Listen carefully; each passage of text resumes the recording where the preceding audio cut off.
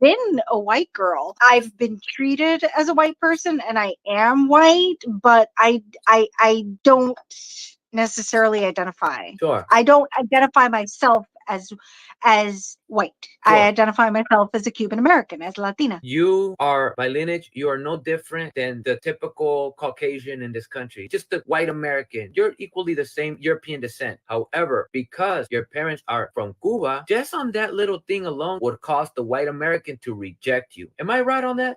Yep, that's fair. You're equally the same people as the gringos. You're equally the same European descent, German descent, whatever, right? As the white people here, but because your parents... Biologically, my father was of European descent, of German descent. My mother, as far as I can identify, again, it's been harder to track down my mother's lineage than it has my father's lineage. But as far as I can track down, my mother is French, Spanish, and Portuguese. You prefer to identify Hispanic rather than a white person, right? Like the gringo. Yeah. And you know what? I would support that you are a Hispanic or Latino, whichever. I actually support that because technically you fit the criteria of Hispanic and or Latino because you are a Spanish speaker and you descend from Europe. That to me is exactly what a Hispanic or Latino is. Your heritage is European descent. The language of Spanish is obviously Latin language. So yes, you are Hispanic and Latino. Where I said is, do you categorize me also under the same umbrella as Latino, Hispanic? And you said yes. And I said, how does that work? And you explained because we speak the same language. And I said, the only reason why I speak your language is because your people took away mine. That's why I speak yours. You speak it because that's actually your European heritage to speak it. I speak it because your people took away my language and forced us to speak yours. So that actually makes us two different types of people. Yeah, I'm the colonizer and you're the colonized. Absolutely. The fact that you're trying to categorize me under the same umbrella as you because I speak the language that your people forced me to speak, I disagree that I am also a Latino and Hispanic on the strength of that. On the strength of that. So do you understand then when I say that I agree that you are the Latino and Hispanic? That is what I'm always trying to fight for. That it's people like you who should be the Latino and Hispanic, but people like me are not, because the only thing that makes me a Hispanic is the fact that I speak Spanish. I'm against that because how could you categorize me in the same as you if the reason why you speak Spanish is because that's actually your true heritage? Me, I speak it because people of your heritage took away my heritage and replaced it with yours. That's... Holy shit, you're right. Fuck.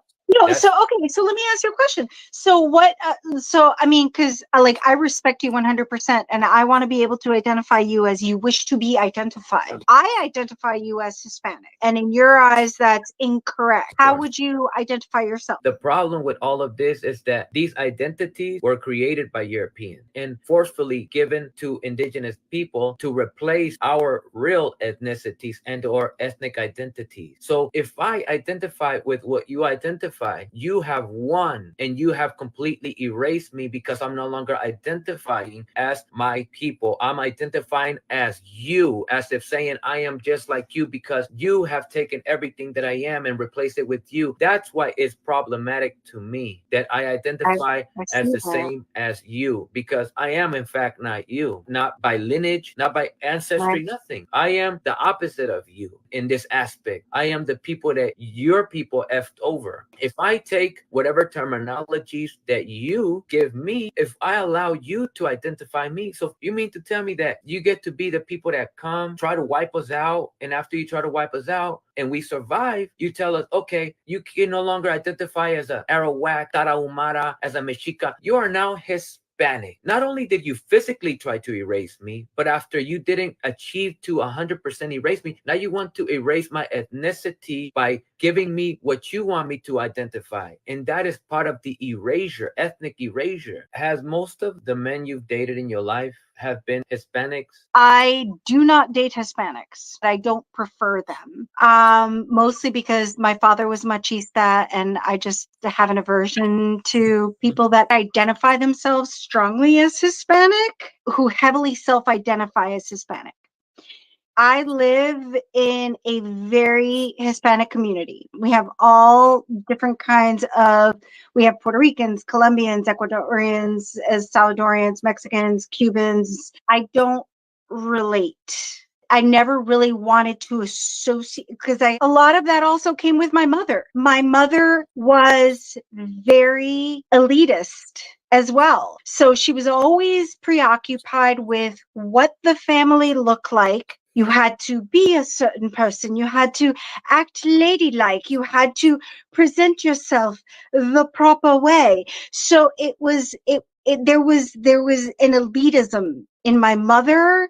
You begin to understand why I find it very problematic with identifying as Latino and Hispanic. Meanwhile, she identifies as that because you see, Mims has been fighting to claim to be Hispanic, but she has now revealed she prefers not to date Hispanics because they're usually tend to be machistas. But see, the reality of things is that the machista, misogynist ideology comes from European influence. So this is Yep, why it's so important 100%. to separate myself from the Hispanic and Latino because she has been trying so hard to fight today to claim not to be white, but to instead claim to be Hispanic. But then she does an F with Hispanics. You get what I'm No, no, saying? no. Oh, wait,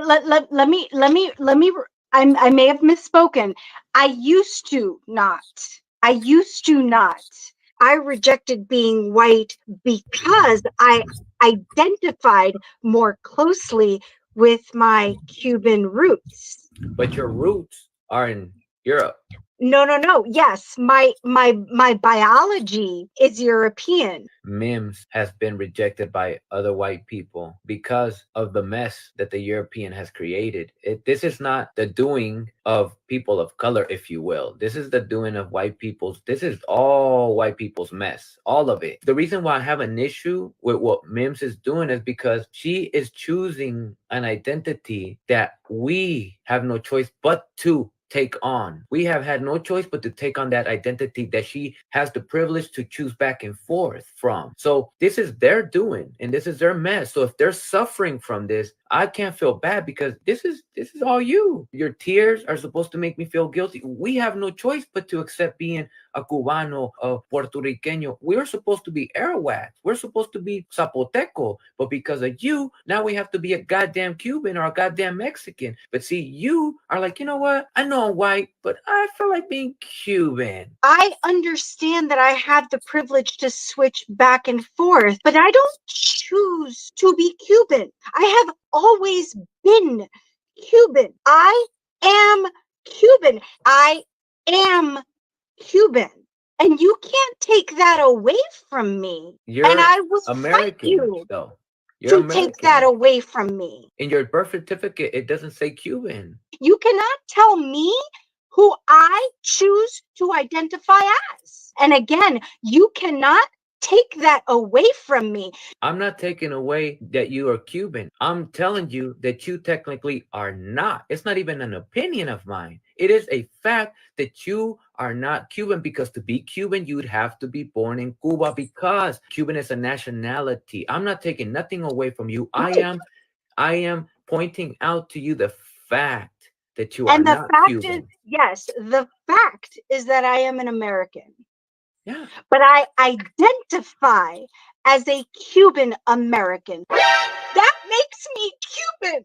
That's The not what makes someone I Cuban. would have been, had it not been for circumstances outside their control, I would have been Cuban if that wasn't taken from me. No one took it from you, though. You just never were. How dare you tell me that I cannot be and do not identify as being Cuban? I can't be who I want to be You and you who I could. feel that I am. You could. But it's just not true, though. This is the part that I want you guys to understand, is that I was never given that choice. I would have been that Cuban that I was meant to Yes, be. and- And now you're ripping that shit away. You're Uh, uh, ripping it away. Do you see how? So you're crying and suffering because you feel like I'm trying to take something from you. But let me tell you something. I'm not taking anything from you. I'm only pointing out the fact that to be Cuban, you'd have to be born there. I am telling you right now, I was born in the United States. I am an American. I admit that. I agree Yeah, with that that was 100%. it. Let's move on with that. My Okay. nationality as an identified person is Cuban. And every single fucking time you tell me I'm a white girl, every single fucking time you try and rip that away from me and tell me I'm fucking European, you are Right. denying that from me. Is your DNA fully European? Who the fuck gives a shit? Todo lo que yo sé es hablar español. Mi primer idioma fue español. That's a European language. Puta de European caso. language. Cada vez que yo quiero identificarme como cubana, cada vez que yo digo algo así, tú me lo quieres ripiar de eso. Hijo de puta. The only one that's been stripped away, the only one that has been stripped away from their culture and identity is us, from your people. You have not been stripped away from anything, from nothing at all. You are crying and suffering because you feel like I'm trying to take something from you. I'm not taking anything at all. I'm not taking nothing from you. I'm only telling you the technicalities of nationality, and you're trying to claim a nationality that isn't yours. That's it. That's it. I have not taken anything from you. Nothing at all. Nothing. You don't know the fucking day. You don't know the fucking trauma that you're causing right now. Hmm. I have had to fight for years. I'm 40 fucking 8 years old. And all of a sudden, you want to take the only thing that I have left to hold onto. You want to rip that away from me. How better is that from you than taking that away from somebody who wants to identify themselves as transgender or wants to identify themselves as anything they fucking wish they are? I am Cuban. Mi primer idioma fue español. Todo European lo que yo language. sé es español. Y tú me lo quieres robar.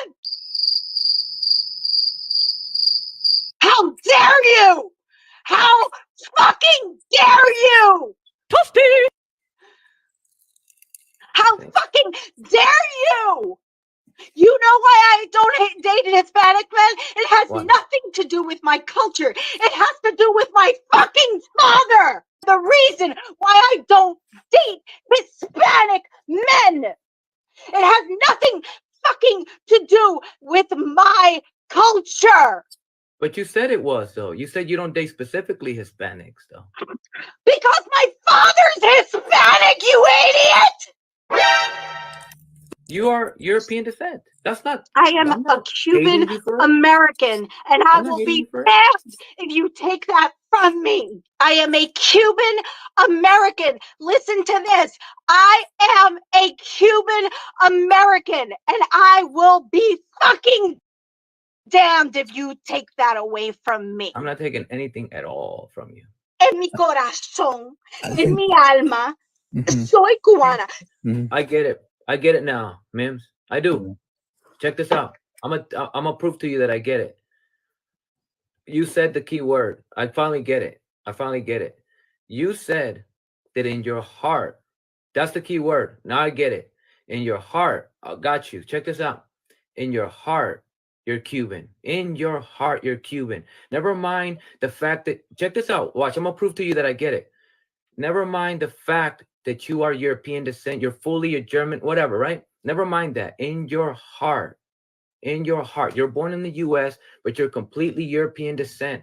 But in your heart, you're Cuban. Finally, I get it, because want to know something? In my heart, I feel like I'm a dolphin. So I get it. Finally, I get it. In my heart, I'm a dolphin. In my heart, never mind that I'm human, never mind that I'm Mexican, never mind that I'm indigenous, never mind. In my heart, I'm a dolphin. I get it now. Boom. You're good. You're good to go. You're good. No arguments no more. You won. You.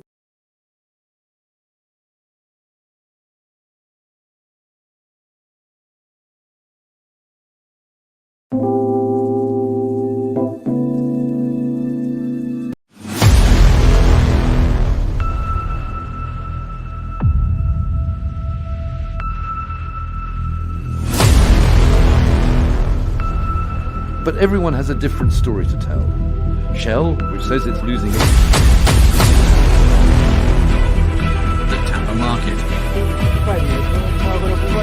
Skyward rise. Country in Northeast Africa, precisely on the Horn of Africa. But the local party.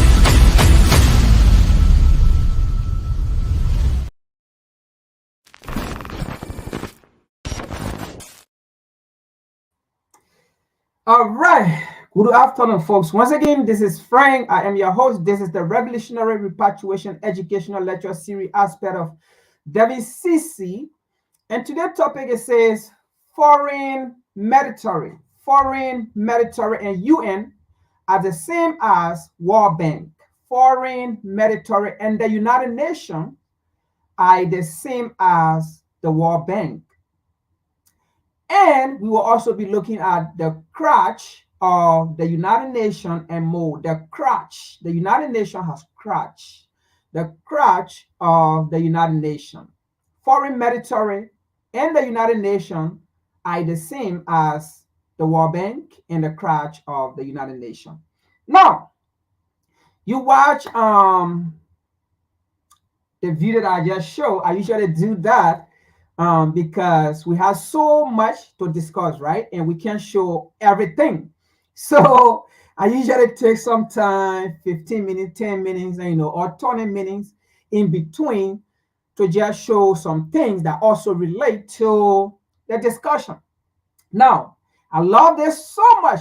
This reminds me, right? This is it. Look at this. This shows that people know who we are, right? Exactly. People know who we are, but we ourselves don't know who we are. People know the importance of us, but that our culture have been stripped away, our identity, right? Our name, our heritage, right? Our culture, our civilization have been taken away from us, right? But the same people who erase it, they know how important those things are to us, and they know who we are, right? But we do not know. And the reality here is, they really want to be us, but they can't. And because they can't, They have to do everything to erase it.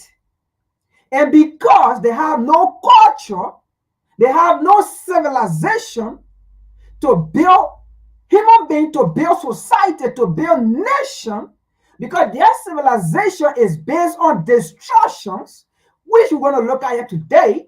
Europeans have brought no civilization to planet Earth, to the human race. Their civilization is based on destruction. Whether you go in Africa, European civilization destroyed the African civilization and it brought nothing to us. They came to North America with their civilization. They destroyed the indigenous people civilization, right? And their civilization brought nothing to the people on this land. Everywhere they went to Australia, right? Their civilization destroyed the original people of Australia, right? And up to today, the Aboriginal people of Australia, their civilization have been destroyed and Europeans took nothing to them, right? Think of the world. Where have the Europeans gone with civilization, with their civilization, and make impact? But think of the world and see where Africans have gone. They make great impact. They change the civilization in that area to make it great. Even up to today, anywhere the black men go, the black men become part of that society to grow that society. But everywhere Europeans have gone, they destroy that place. They become looter. They become thief. Currently, as we still speak, when they go to Africa, they go to Africa with their missionary, but they never built anything that will be beneficial to Africans. They destroy, they loot our resources, they lie to our people, they deceive our people, they make our people to go knucklehead, to hate one another, they cause confusions. I mean, everything you think about was what that was described in our video. And the moment the people began to realize the illness of white civilization, the moment the people began to realize to go back, to identify themselves, who they are, and to know they're important, that they are the actual backbone of society, of the world, right? The moment they do that, Europeans tend to get angry because European can never be any other person in the world. They can't fit into society. And it becomes a problem. That's what you saw in our video. The moment the boy began to say, I am not Spanish, I am not this, I am not Mexican, you gave me those identity, your forefather gave it to me. And she got angry. She just used as an example. She was used as an example, but that's how they behave. She got angry. Why would you get angry if somebody said, I am not who you identify me, I am not who you describe me, I am not who you think I am, I know who I am, this is what I am. You strip away my identity, my culture, and then you give me your culture. I don't want your culture. Take your culture, and you get angry. And then you say, the person wants to take away your identity, and the person said, no. He said, I am not taking away your identity. It is your identity that I am taking from mine. Your identity is you. You give me, I don't want it. And she starts speaking Spanish. And the man said, but that's a European language. So nothing was taken away. Spanish is not my language. That's your language you gave me. I don't want it. So there is nothing taken away from you. That's how exactly European civilization look like. Destruction. They force it on you, and when you say you don't want it, it becomes problem.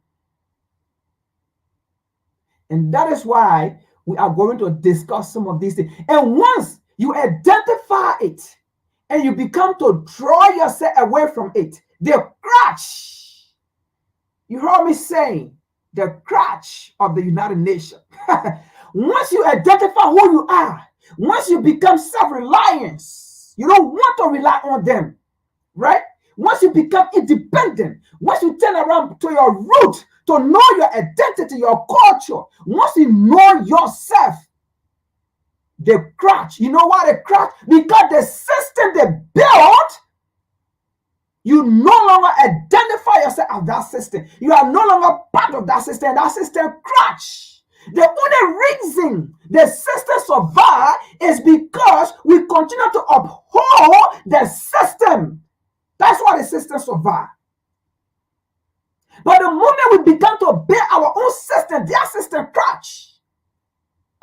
And that's what they don't want. Let's continue. This is WCC. That was just an introduction leading to why we are here. Once again, I am Frank, your host. Let's continue. Now, let me see what we're going to look at first here. Okay? Now,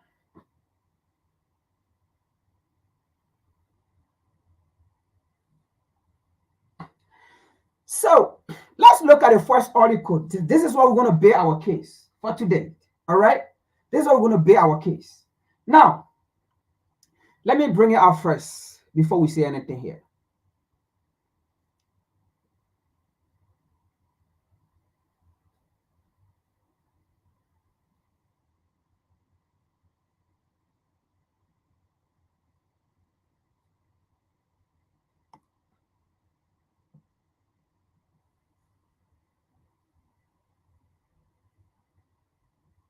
Now, this article is from the Brussels Town, right?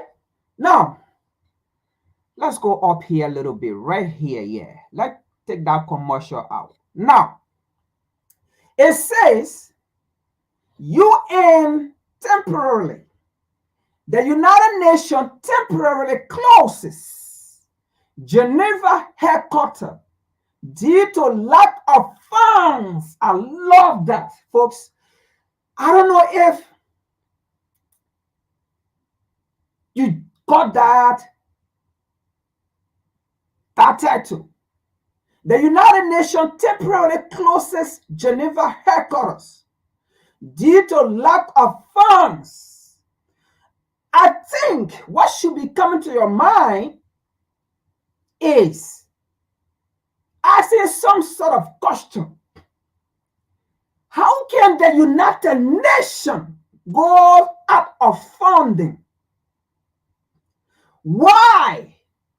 Okay, the second question, the first question, how can the United Nations go out of funding? The second question, why? Why is the United Nations going or has gone out of funds? So it is not just about reading the article. Oh, yeah, they say the United Nations, its headquarters in Geneva has closed. Why? The question here is, why at this time? At this time, okay? Why at this time? Because the United Nations was founded way back, right? Why in this contemporary time, the United Nations is going out of fund? The birthplace. Maybe, let me find a better way to put it, right? The birthplace, the breath, where it was born, where it was drafted, where it was funded, where the idea came from. Okay? That headquarters is closing or has closed. Why? In the United Nations headquarters, I to close. Maybe, right? If they are going to say the United Nations headquarters in Liberia, for example, is closing, we will understand because that's nothing, or the United Nations headquarters in Ghana or in Senegal, in Nigeria, right? Or the United Nations headquarters in the Middle East is closing. I mean, we will have some reasons to understand, like, you know what? They don't really need to be in Liberia. Yes, I think you understand my point here. Yeah, I mean, they have the right to close. After all, they don't really have to be in Mali, for example. They don't have to be in Mali. They don't have to be in Niger. They don't have to be in Guinea, in Chad. They don't have to be there, right? We will understand. They don't have to be in Africa as a whole. We will understand if they say they are closing their headquarters on the continent of Africa. We will understand. Because the United Nations, it is not an entity for Africans and for the African continent. We will understand they are closing it because we do not want them there. But we will not understand if they say the United Nations headquarters in Geneva, Switzerland is closing, the birthplace is closing. Then we will have question to understand, or we will have question to ask and want to understand why. And because WCC have done hard research to understand why, and that's why we are here. And we are here because we want for African authority, for African leaders to understand, because I believe they may not have the time to put pieces together. They may not have the time to ask questions. But what we do in one video, they will see it vividly to understand why. Let's continue here. Now, the United Nations, European. So do you see right there, right?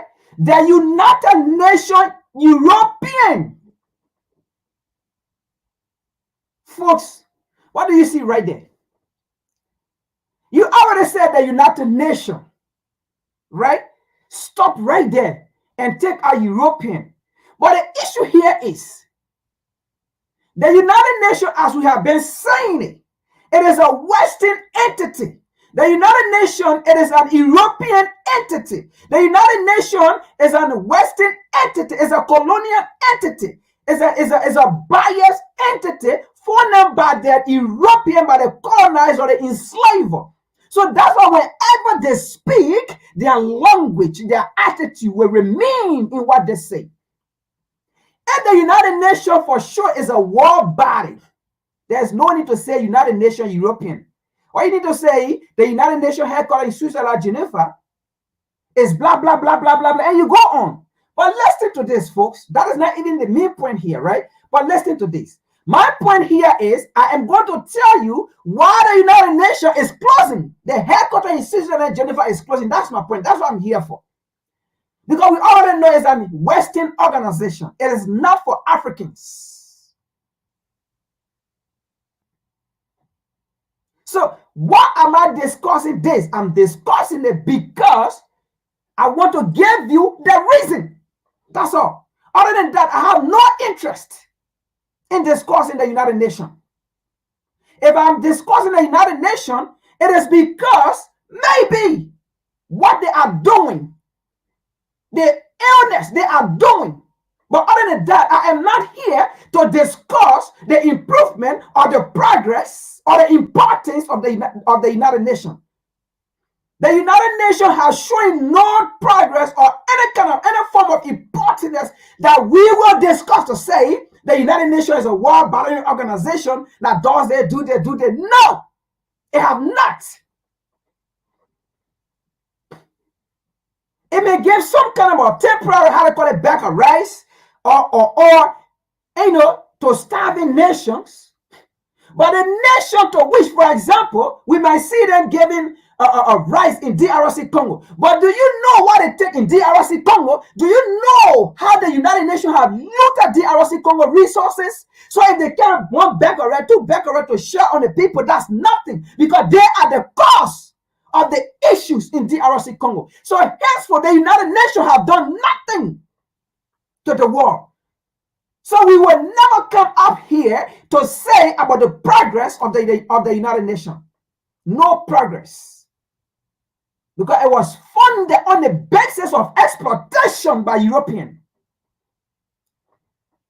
So let's continue here. The United Nations European headquarters in Geneva, Now, the United Nations European headquarters, hold on to you African leaders that think that the headquarters of the United Nations in Geneva, Switzerland is a headquarters for the entire world. It's a headquarters for globalists. Hold on to you. Now you understand the title here. It is only the headquarters in Geneva, Switzerland is there for European. It's there for the agenda of European. The United Nations European headquarters in Geneva, known as the Palace of Nations, will remain closed until January 12th due to a liquidated crisis within the organization. Now, of course, they have to come out with a reasons that they will give you to convince you that this is the reason to take away your attention from the reality of why it is actually closed. I repeat, of course, they have to give you a reason. They have to give you a reason that will swept away, that will dropped away, that will take away your attention, that will take away your reasoning of asking questions, that will take away your reasoning of going beyond to search to actually know what is going on behind the scene. Since this United Nations was funded, in Switzerland, Geneva, listen, folks, if there is any reason that they want to close because of liquidity or because of funds or because of, why would they not close all the branches? They will close branches around the world, but not the main headquarters. I hope you getting me now.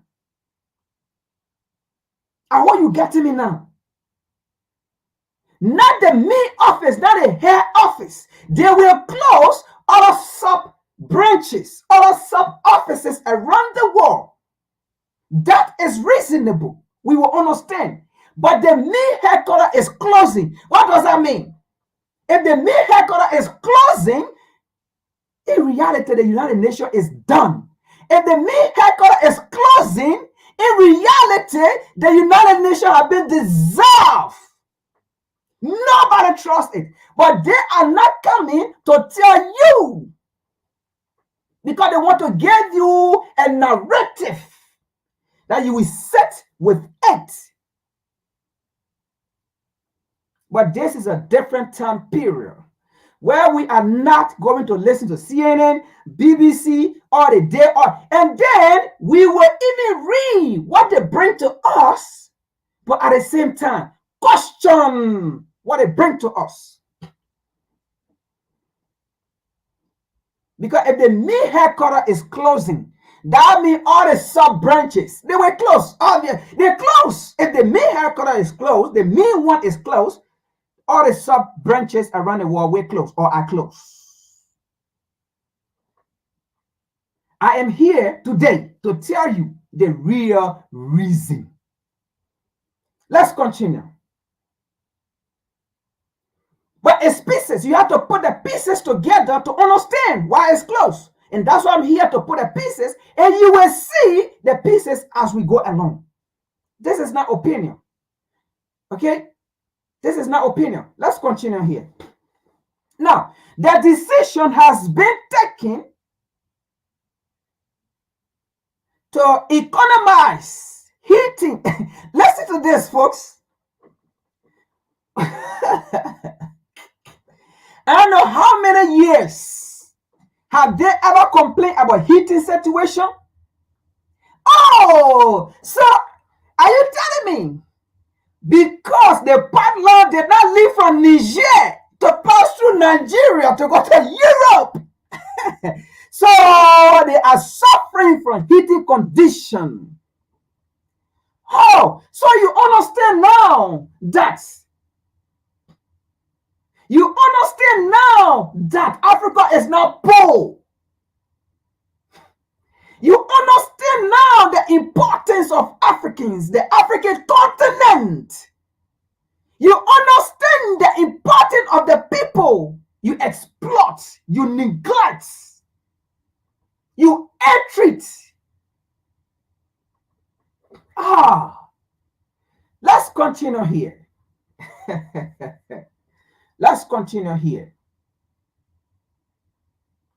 The decision has been taken to economize heating, electricity, and maintenance costs.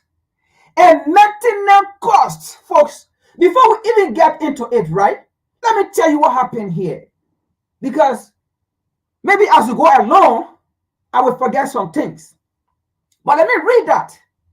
The decision has been taken to economize, right? When something is getting in a form of being, let's say, scarcity, all right?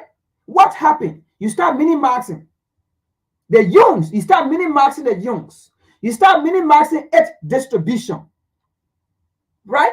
Now, why are you minimizing the distribution or its distribution? Why are you minimizing it? It is because the way in which supplies were coming in, supplies are not coming in again. It is because the way in which goods were coming in, goods are not coming in again. It is because the way in which you took advantage of people by exploiting them, it is not those people that you exploited are not taking it again, are not allowing you to exploit them. So things become scarce.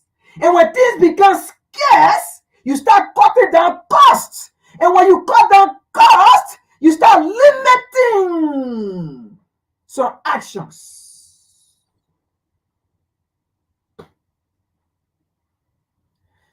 It is because the United Nations is facing these things because the Congolese have told the United Nations, you are nothing but a fool that is exploiting the DRC Congo, that have exploited the DRC Congo. You are nothing but liability and cause of the war, of proxy war, supporter of the rebels.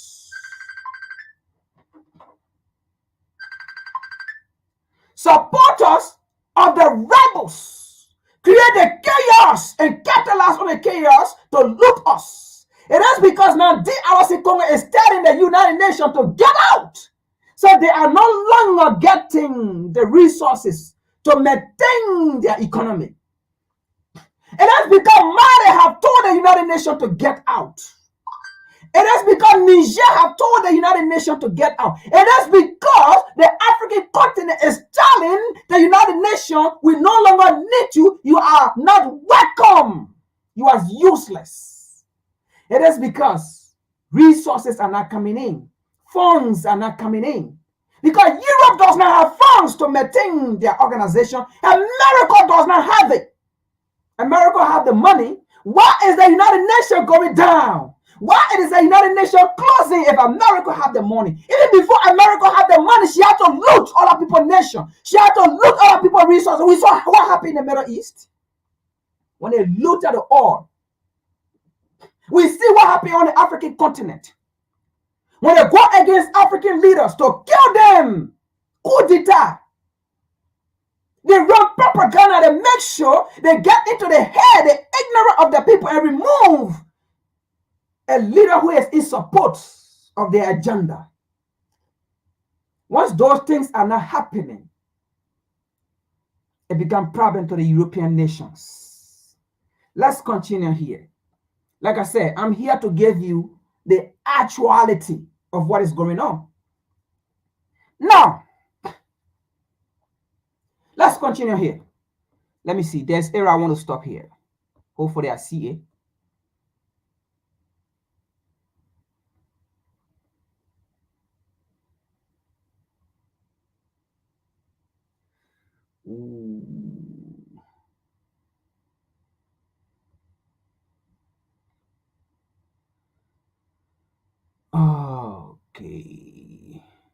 Okay. All right.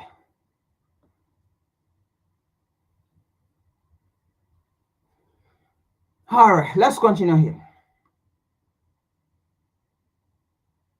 Now it says, surging energy prices have strained the United Nations budget necessitating the palace closure from 20 December to 12 January. It's still closed. This news was confirmed on Friday by the United Nations spokesperson. All right, let's count down here.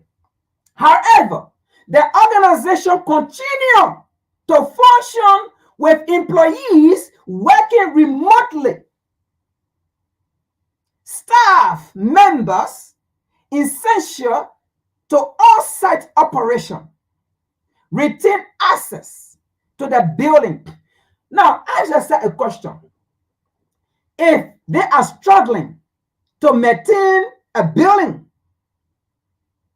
as they say, it's because of electricity, it's because of energy source, right? As they say, they are struggling to maintain it, right? Just pay attention to that.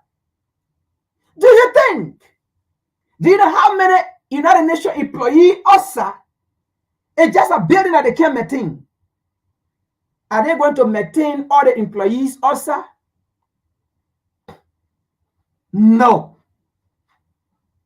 Gradually, those employees have to leave. And that's why on the African continent, they are telling them to leave. Europeans are known since the introduction of the West that we now know them as Westerners. They have always been chaos. They have always been lies, deceit, looting, divisions. Their survival depends on exploitation of others. Their survival depends on taking advantage of others. Their survival depends on treating others. Their survival depends on bringing people together, going against each other. That's how they survive. Their survival does not last on unity and self-determination of the people they exploit. Their survival does not last on a human capacity building of the people they exploit. Their survival does not last on friendship. It does not last on it.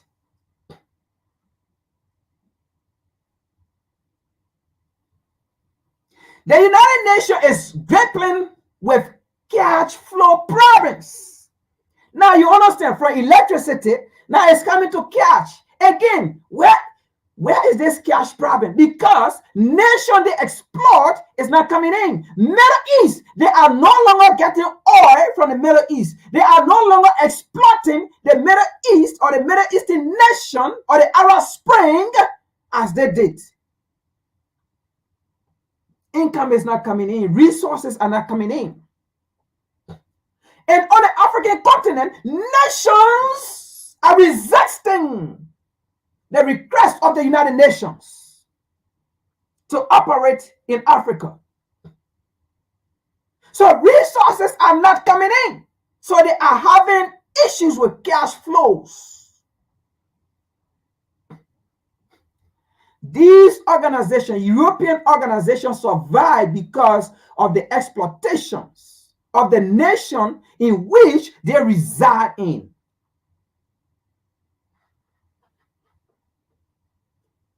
The United Nations is grappling with cash flow problem caused in part by around 50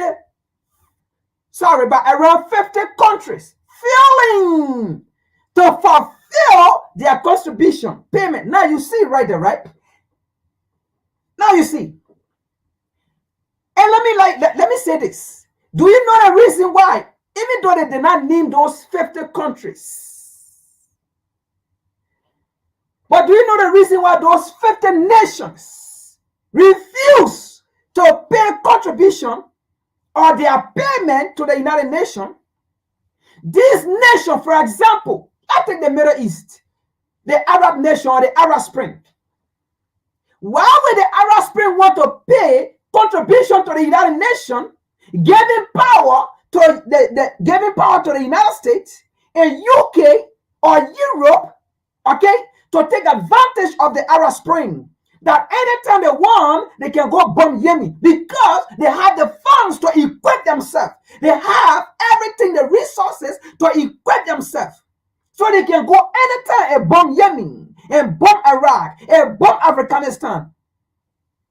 These are all factual things.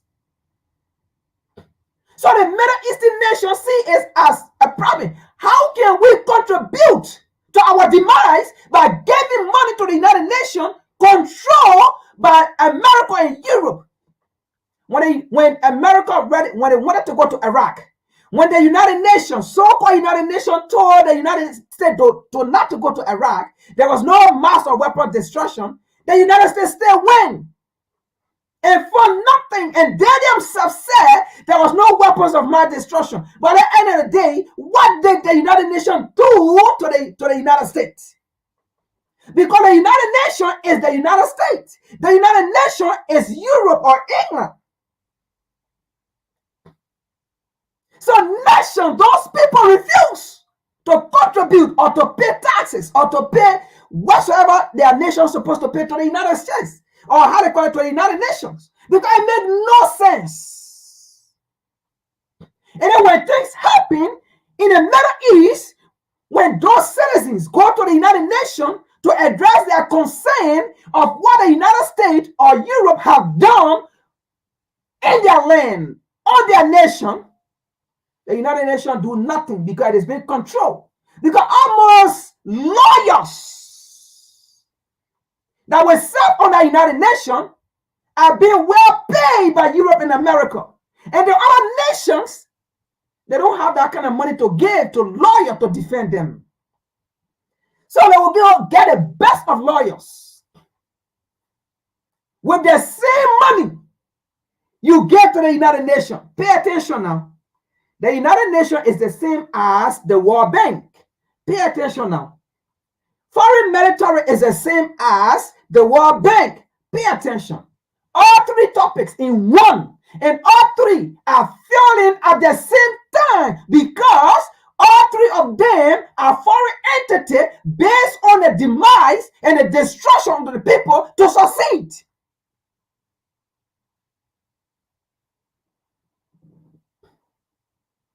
This is WCC. We put everything in perspective and examine it and analyze it.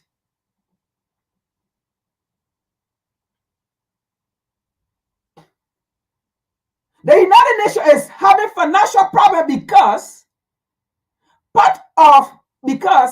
in part by around 50 countries are failing to fulfill their contribution payment, including the United States.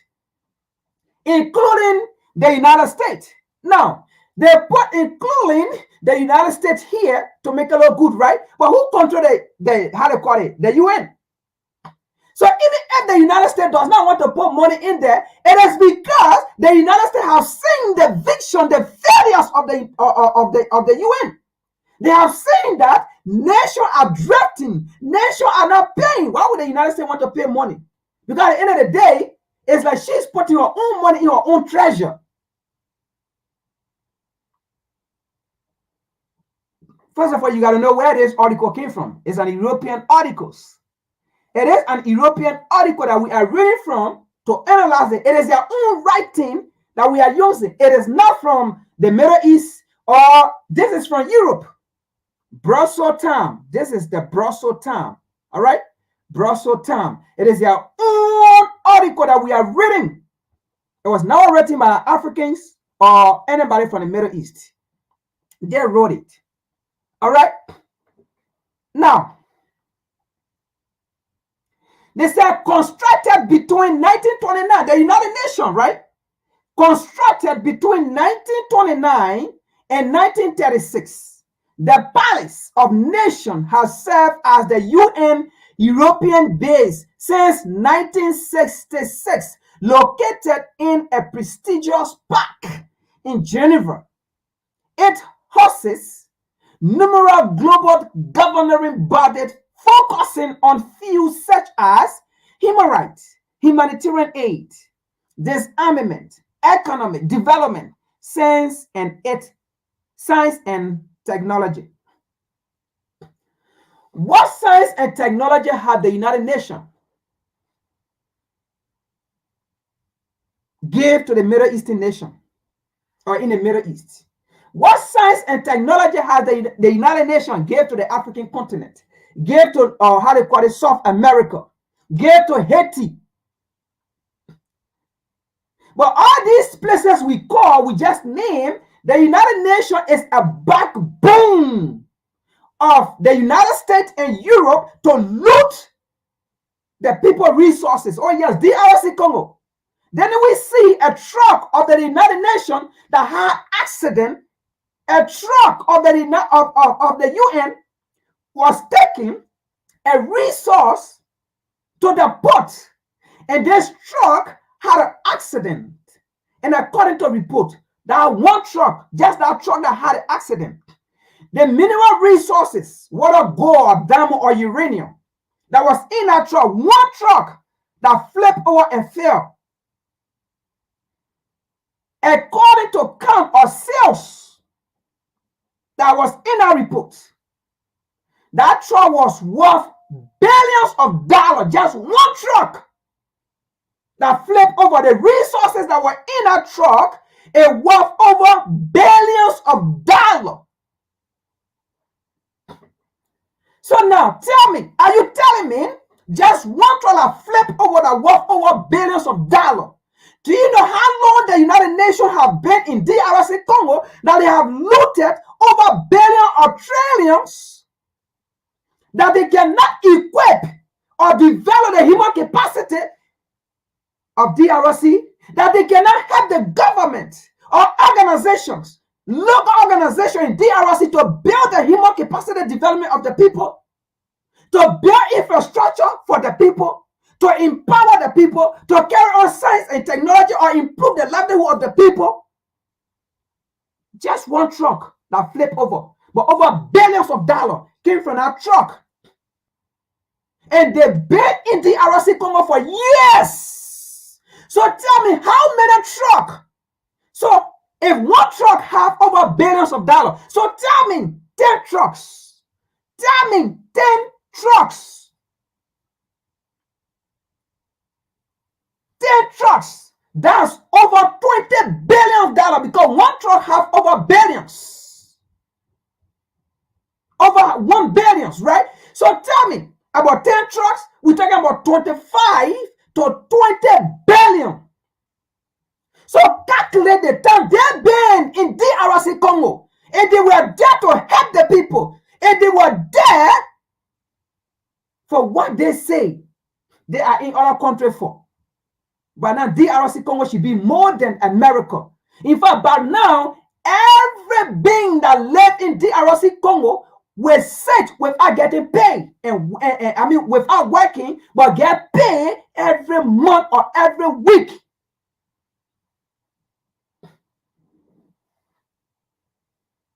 So they are failing, they are closing because DRC say MONUSCO should leave. Niger say they should leave. Chad said they should leave. Burkina Faso say out. Mali say out. So maybe the place that they have to go now is Sudan. And if Sudan say they should go, then what they're going to do here is to create another proxy war in one of the African regions. Maybe that Nigeria now will go create another war because we have another buffoon leader. Or maybe that Ghana, they will go create another war so that the presence of the United Nations can stay in Africa to continue to loot. Or they might go Liberia to create another proxy war, or they may go Sierra Leone, or they may go Africa, because that is the work of these organizations, of these Western organizations. Let me take this out. So you see the reason why it is scratching, right? Let me give further reason. Let me give further detail, information. It is not what they say here. They are not going to give what they think they will give up to convince us. And this is why we are going to keep pushing. We are going to keep pushing. This 21st century is a century of liberation. Just like the 1960s. This is our 1960s.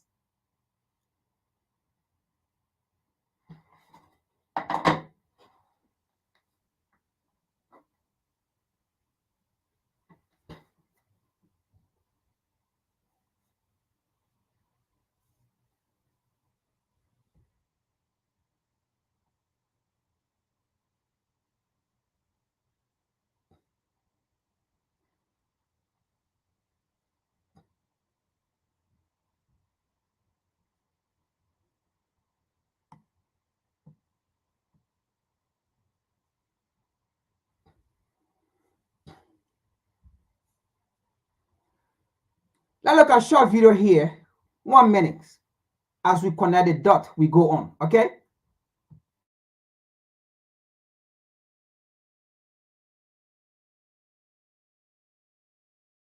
That great African American said, we regained independence by mimicking European governance systems. And he rightly says, no African country will ever succeed on the basis of those systems. After that, the neo-colonial project was instituted. And all of us will remember Kwame Nkrumah's book, Neo-Colonialism, the Last Stage of Imperialism. And he there says the most dangerous. We are now in a neo-colonial stage when the European powers are at their most diabolical, when the Americans are at their most diabolical. And how do they interfere? They interfere militarily. They ensure that you in the military are trained in Sandhurst, are trained in West Point, so they affect your mind. They interfere diplomatically. They interfere through institutions such as the IMF and the World Bank.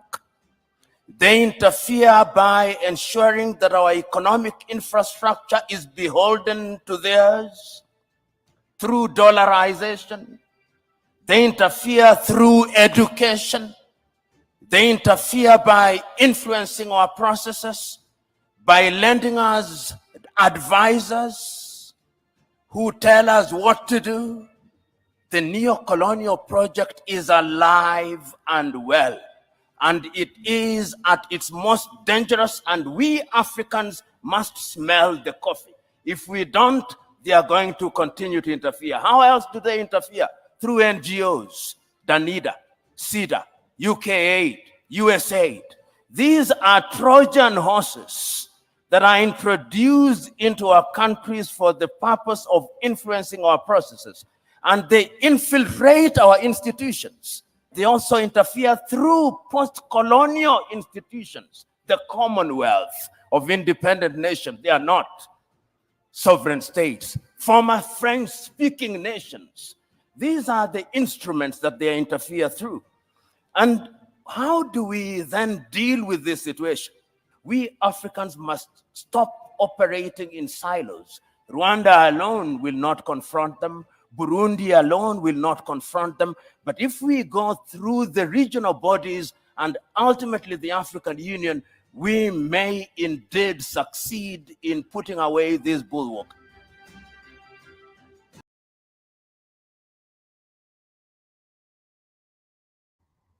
All right, let's continue. So what we just said here, right? Professor Lumumba just put the ice on a cake, or the cake on the ice. Which other way you turn it, right?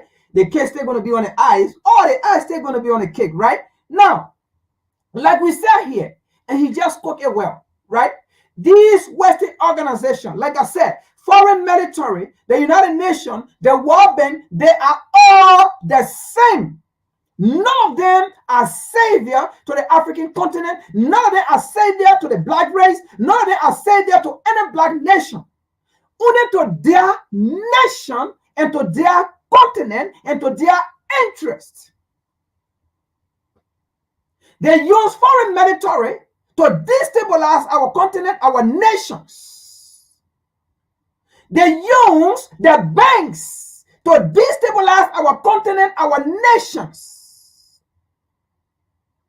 They use the United Nations, so-called the United Nations, to destabilize our continent and our nations.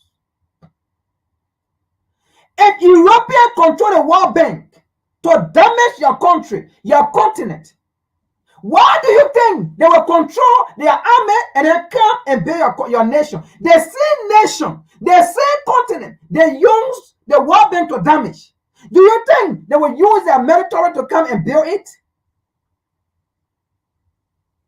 Absolutely not. The reason why they damage your nation and your continent through the World Bank is to subjugate you, to keep you down there as they continue to exploit and loot your resources. Why would they want to come and uplift you when they were the cost for your downfall?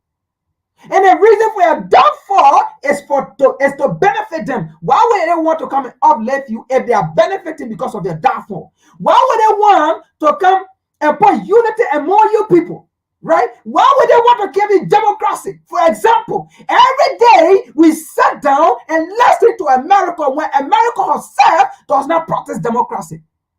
You know, I listen to this hypocrite, this idiots, Leonard Thomas Greenfield, who have always said all kind of negative things. In fact, the same Leonard Thomas Greenfield that said on the United Nations to wage war in Niger, to support sanction on Niger. It was the same Leonard Thomas Greenfield I saw in Liberia yesterday that she went for the inauguration. Tomorrow is the inauguration. I watched her speaking, and she spoke and said, this is what the United States have been advocating for security, for peace, for democracy, for this. But you know what? Again, because of lack of knowledge, our people perish. Most of our Liberian citizens do not understand that the United States does not have democracy. Most of them do not understand that America does not practice democracy, and America will never practice democracy. Because if America practices democracy, she will not survive. And our people sat down there and looking on her eyes, and like that, if she was saying anything good or she was saying any logical thing in there. Everything she said was not logical, was not reasonable, but against the people interest. How can you talk about democracy to the people when you yourself do not practice it? When you yourself, the people are look like you in a country that you say you come from, are being deprived. When you yourself, the people that look like you in a country you say you come from, do not know what is democracy. Do not understand what is democracy. Democracy does not apply to them. Equal right does not apply to them. The same country you went and start preaching about in Liberia, it is the same country that deprive people that look like you from voting in most states.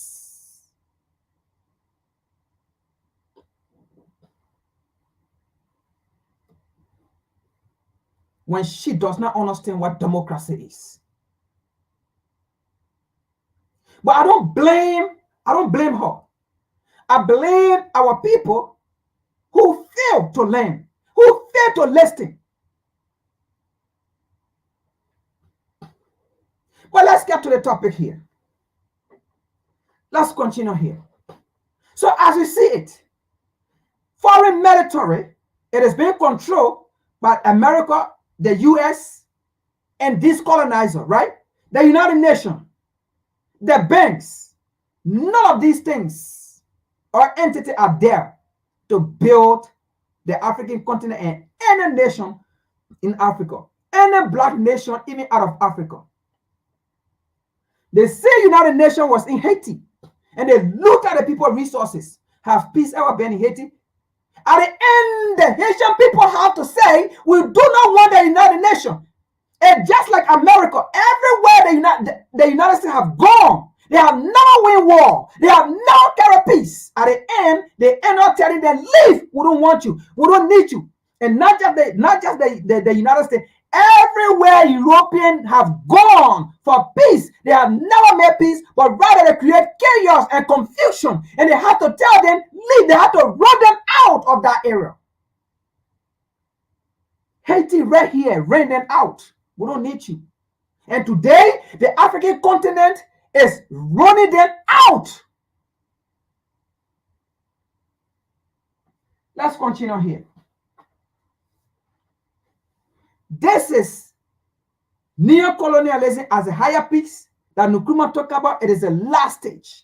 And like Pierre Lumumba said, we see it. We smell it. They themselves, the colonizer, know it have come to a point we are not going to agree. But guess what? They're going to fight. And they know they are not going to win. But they are not going to give up so easily. Do you know what it means? For the United Nations to crash, for the United Nations to go out of funds, for the United Nations to say we are suffering because of electricity. Oh yes, Niger said no, our electricity will not come in Europe. Our uranium will not get the electricity. When our people suffer and die, and you call it poverty, stinking continent. You got a poverty, stinking nation. You got a second poverty war in the how they call it, nation in the world. The second poorest. But we are the one that give birth to you. We are the one that making you to live lively, to get electricity any day, anyhow. How? UN, why is your headquarters in Geneva, Switzerland closing? Because of electricity? Why is it closing? Because of electricity? Why is it closing? Because of funds? How? Because we are resisting now. And you are now no longer looting our resources and taking advantage of us. The beginning of your demise. That's why the Most High said, you don't even know how I bless your continent. You don't even know how I bless your race. Why are you so ignorant? What you have, that's what the people want. Why are you going against one another? When I have given you everything to be the head. But why should you sit down? People come from different areas and come and control you on your own continent, in your own nation. But guess what? We have realized it now. We are telling the Most High, thank you for blessing our continent and thank you for blessing our nation. Even black nations that are out of the continent, they are among the richest nation in resources. Are you not getting it? As it is described by the Most High, we are set above all people. That means spiritually, physically, everything.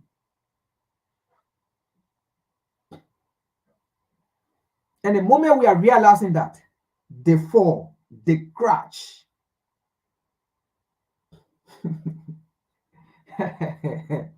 So the United Nations is crashed, it's done, right?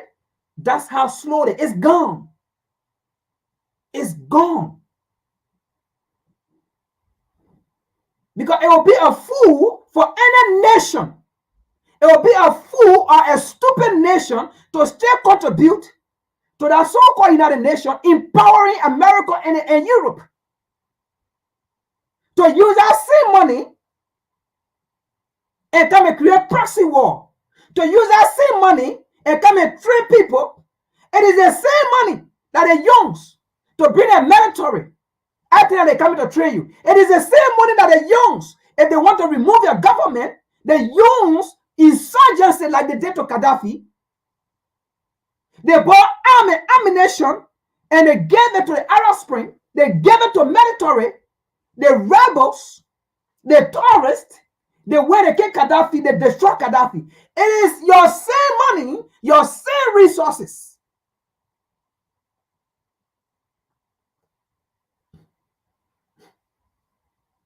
So what have the World Bank done in Africa? Saying it existing on the African continent. What have foreign military done? In fact, let's continue here. Let's continue here. Let's continue. Let's continue here and see. Let's continue here. Let's go on.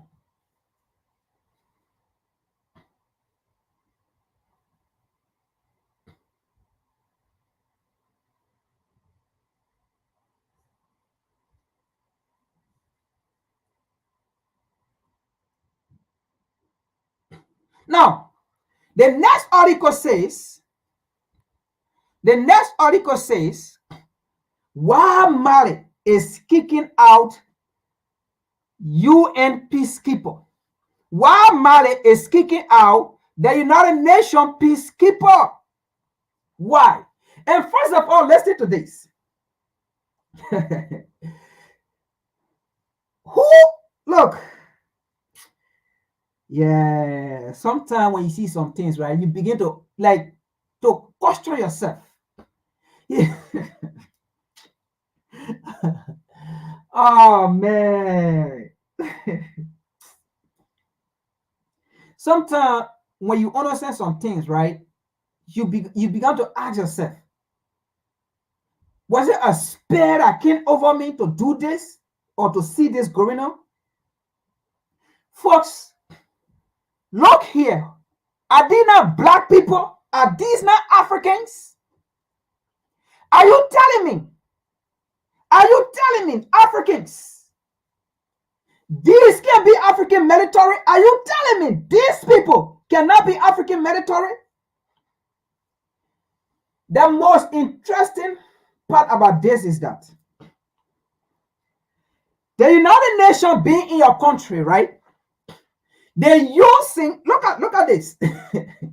Oh man, look, these are Africans. They say United Nations. What they do here, right? They bring Westerners. They bring, for example, the American military, the Marine, and then come and train these Africans as UN, not as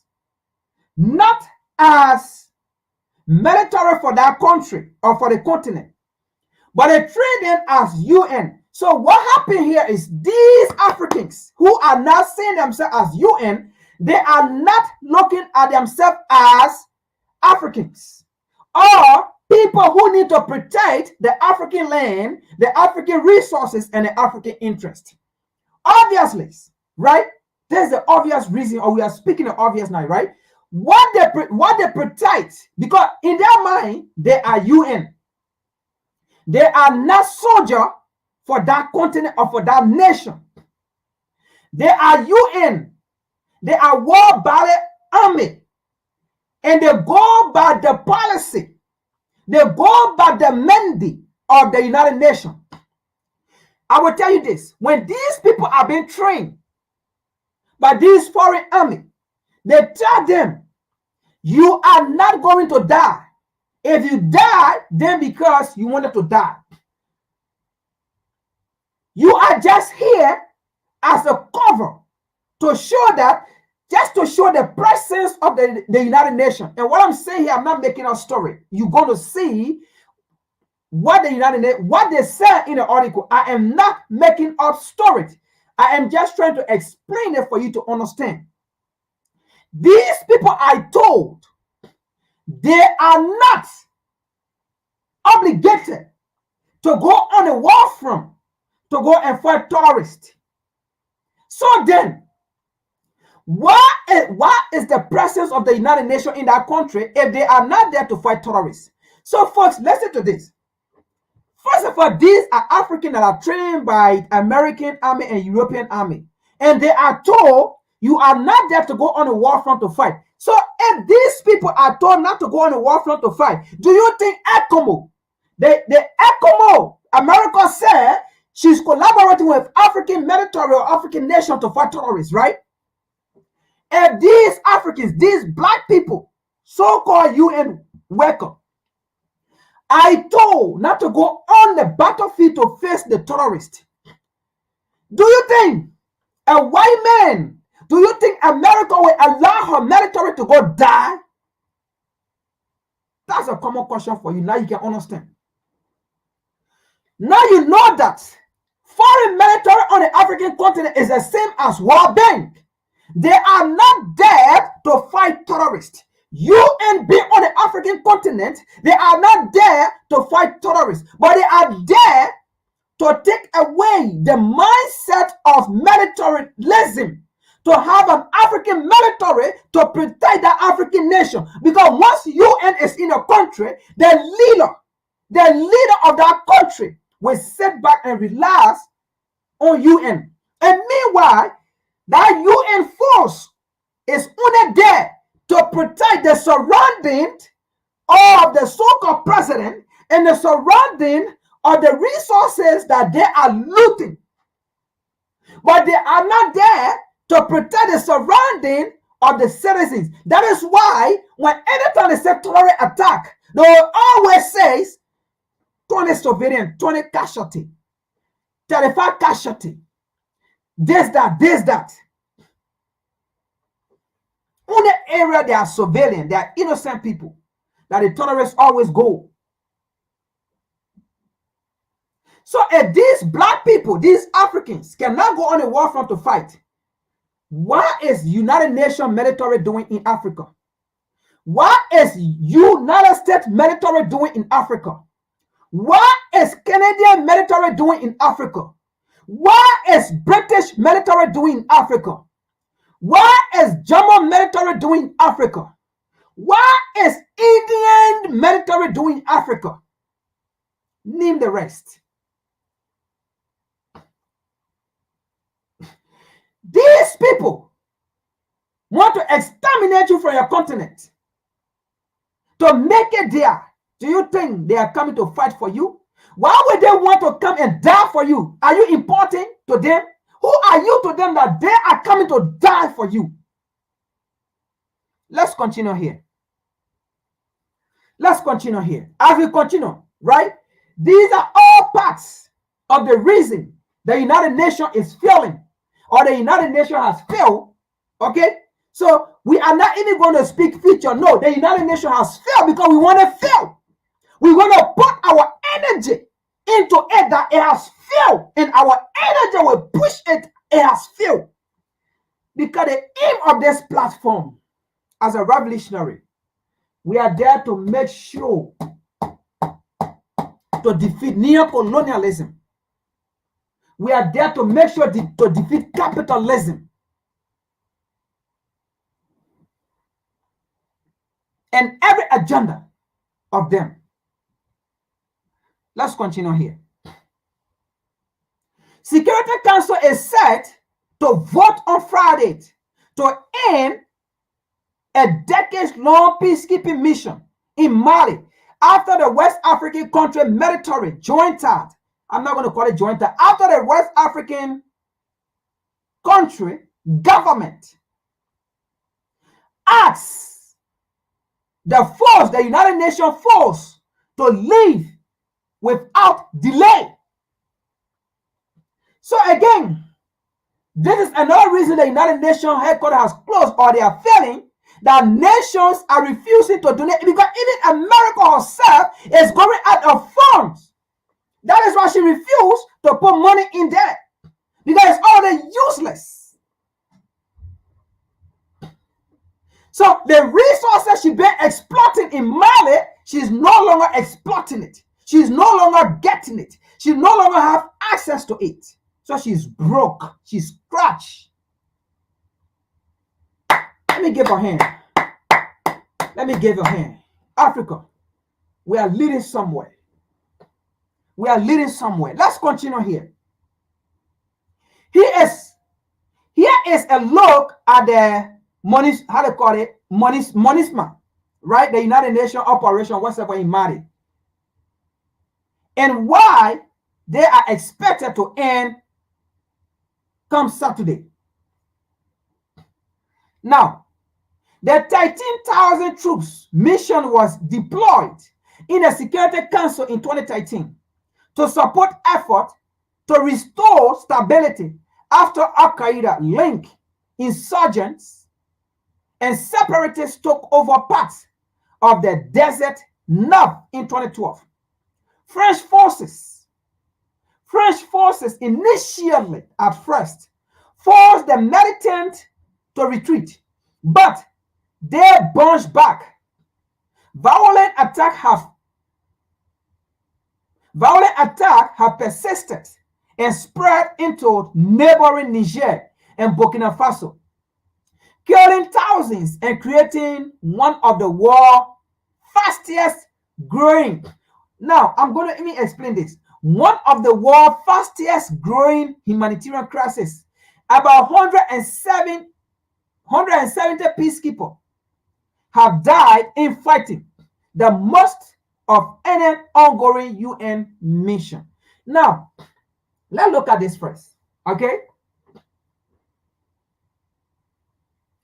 In those countries,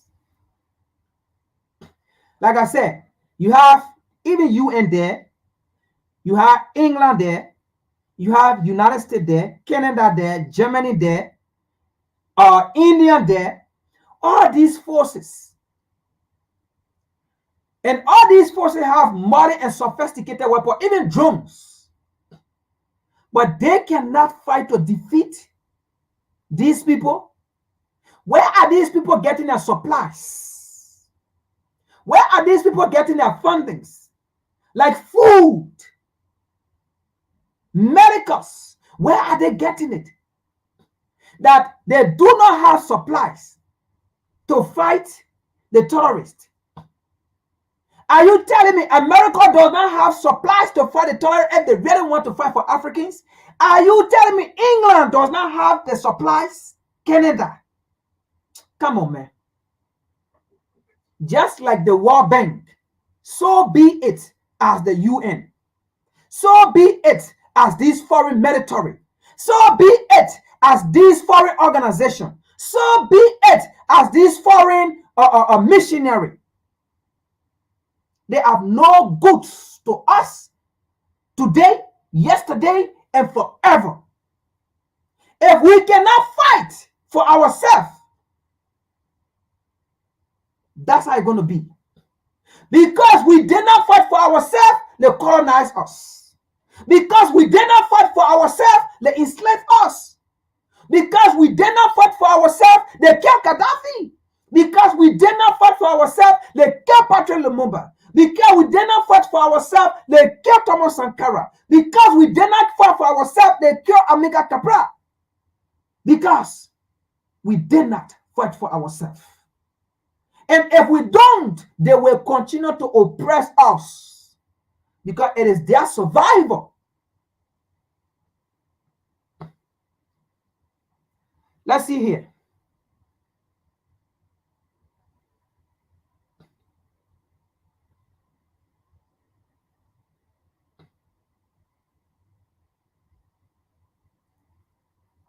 There is something I want to read here, and we move on. But if I can't find it, I'll read the whole thing because I can't leave it out. Now, MONUSMA, the United Nations in Mali, has protected major cities. Let me see right here. That's not what I want. All right, let me go right here. I should find it here. Now, relation with Mali. Let's continue. Relation with Mali leader who considered data power in two coups in 2020 and 2021 have frayed. Bamako wanted the United Nations to play a more active fighting role. Now, I told you the United Nations is not there to fight for Africans. These foreign military went to Africa, they trained Africans to be part of UN, but not as army for that nation. And they told those people, you are not there to go on the war front to fight. If you go on the war front and you fight and you die, it's on you. So now listen to this, right? Bamako wanted the United Nations to play a more active fighting role. Why? The United Nations wanted more freedom of movement Why the United Nations wanted freedom of movement. Yes, freedom of movement. You should just be in the people country, proliferating yourself. Okay, mapping where they have the resources, looting their resources while the war is going on. Why are you in a country? Why is you in there? If they want you to play a more active role alongside with the military to fight, but you said no, you do not want to fight, but you want a more role as a freedom person. Freedom. What is freedom? Why can't you come to America and do your freedom ship? Why can't you go to Europe and do your freedom ship? Go to Canada, do your freedom ship. Why are you in Africa? Let the African fight for themselves. Get out. So now you understand. Because they are out of money, they no longer have that freedom of movement to loot the resources, to map where the resources are. The United Nations go out of funding. And not just the United Nations, we are looking at that. I mean, America go out of funding. No more resources coming to the West. The crash of the United Nations, the crash of World Bank, and the crash of foreign military. That is why all of them have to leave. These people are colonizers. Once a colonizer is still a colonizer and will remain a colonizer. Once an enslaver is still an enslaver and will remain an enslaver. Once an oppressor is still an oppressor and will remain an oppressor. The attitude may change. That's all. The behavior may change. That's all. And as a change, it's not changing for the good.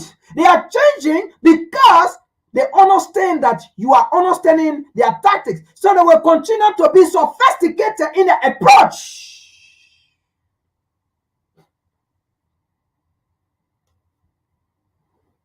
You can come to America and do your freedom of movement. You can go to Europe, do your freedom of movement.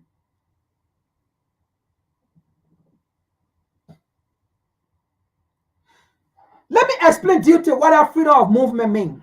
In fact, they will explain it. I don't even want to go there. They will explain it. Look here. Pay attention here, okay? Pay attention. They are going to explain it. Now, they want a more movement of freedom, right? Now, Mali government was angry by the United Nations report in May, which accused the army and armed white men. Now, these armed white men, we have reported on it before. This was the time that after Mali disagreed with the United Nations and asked the United Nations to leave, because at that time, Mali took France to the United Nations and said France was using her airspace or the Malian airspace and supporting terrorists. France was using the Malian airspace and supporting terrorists. Now, how did Mali get that information? Mali got the information because Russia was able to support Mali with sophisticated weapons or machinery like drone and those things. And they were able to capture the French military, flying over the Malian airspace and supporting the terrorists. How can someone who said they are there to fight a terrorist, but is the person supporting a terrorist? How can the terrorists, they were able to grow largely and start going to other neighboring countries? How come you are there to have fight against terrorists, but you said no, you want to have freedom of movement. You do not want to fight terrorists. Why are you there? Now you understand who were the people supporting and funding the terrorist activities. Proxy war. Create a chaos and capitalize on the chaos to loot their resources and take advantage of them. So this was the time. The United Nations then went, instead of the United Nations doing the investigation, but rather the United Nations supported France and went against Mali claim as France is supporting terrorists. So the United Nations went and said Mali was rather killing her citizens And some white armed men, and according to the report at that time, those white armed men, they said it was the Russian. So the Malian and the Russian, they were killing the civilian. Let's continue here. Let's go ahead. Now, the United Nations, how they call it, accused the Malian army and armed white men of killing 500 civilians in the town of Murad last year. On June 16, Mali Foreign Minister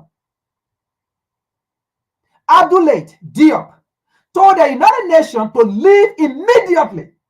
Before Diop comment, the United Nations has been expected to renew. Again, listen to why the United Nations is failing or has failed. Because the United Nations did not renew her contract.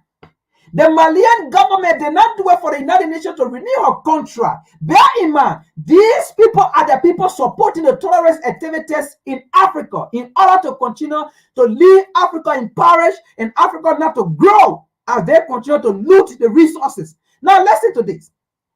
The United Nations wanted to renew her contract, her state in Mali, right? But the Malians disagreed. What does that mean? Their presence in those areas, it means threat to our survival. But it's in their favor. Because as they loot the resources, their organization continue to strive. And then they lie to you saying they are there for peace. But look at this. Let's continue this here. Before Diop comment, the United Nations has been expected to renew its mandate for another year. A draft Security Council resolution asks the United Nations to start a handover on Saturday and withdraw of personnel by December 31st. So you see how everything is going into place. So you see how everything is going into place. As tension is rising up, as they are telling them to leave, they are getting broke. Their organization is getting broke. Their organization are going out of power. Are you seeing the sweat? Are you seeing what is taking place? Are you understanding? I don't want you to see this as I'm just talking. But are you getting what is going on here?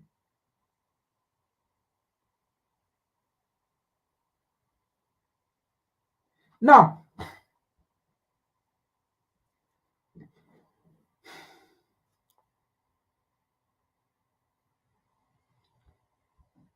let's look at another article here. Let's see another article. So you see what is going on? You see what is going on, right? All right. Let's see another one here.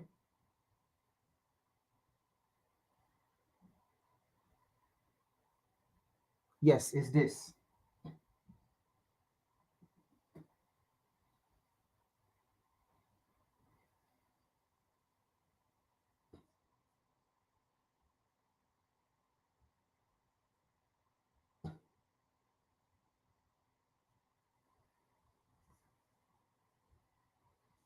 So let's see another one here again.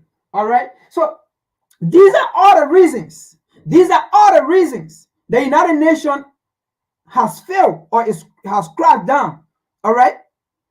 Another reason, even the World Bank is struggling. It's just because of Africans. Because the World Bank survived as a result because Africans take the same money back and give it to them. Because we do not want to create our own system in Africa where we can bank our money. Because our leaders want to be corrupt as well. Because they feel that if they bank the money in Africa, right, it will be monitored. We will see it, we will know. Because African will monitor it. African will control it. But it will even be, it will be more, fruitful, as I'll put it for lack of a better word. It will be more fruitful if you have your own banking system that you control your own money or your people monitor it, Because at the end of the day, if you put your money in American banks or European bank, as an African leader, if you do not agree to the policies, to the foreign policy, the foreign policies of America or Europe, they freeze your account, they freeze your bank, they put sanction on you because they have a way to stack you down. And because you do not want for your assets or your bank to be frozen, you now go and agree with your selfish policy. That is why they never got Gaddafi. They finally had to get Gaddafi.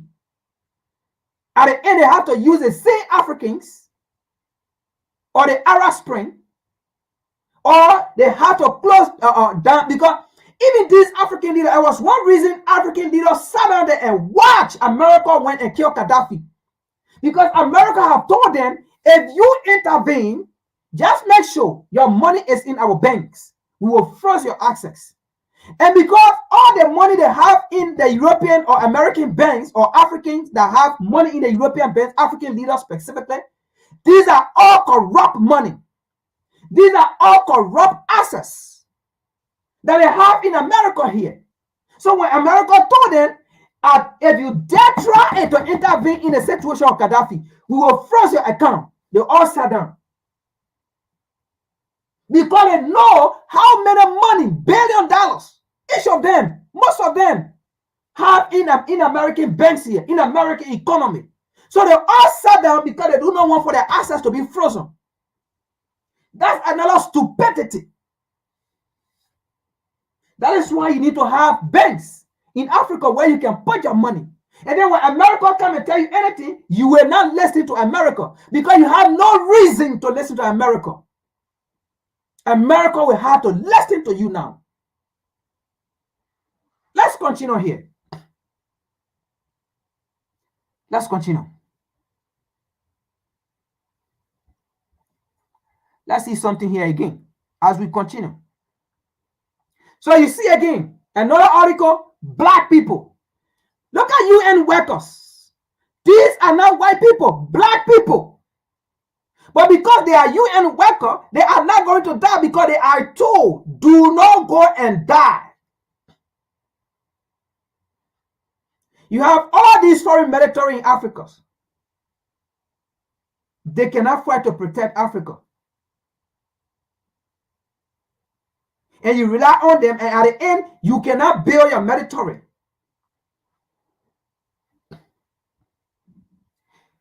The United Nations peacekeeping mission in Mali ended after 10 years following the government pressure to go to get out.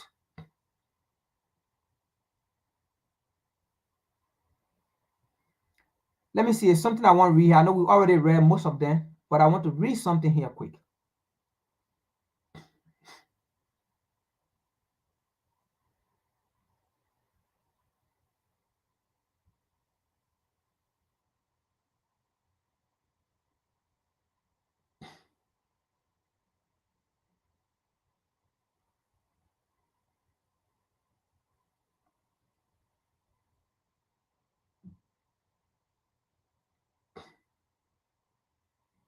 Be with me. I'm coming, folks.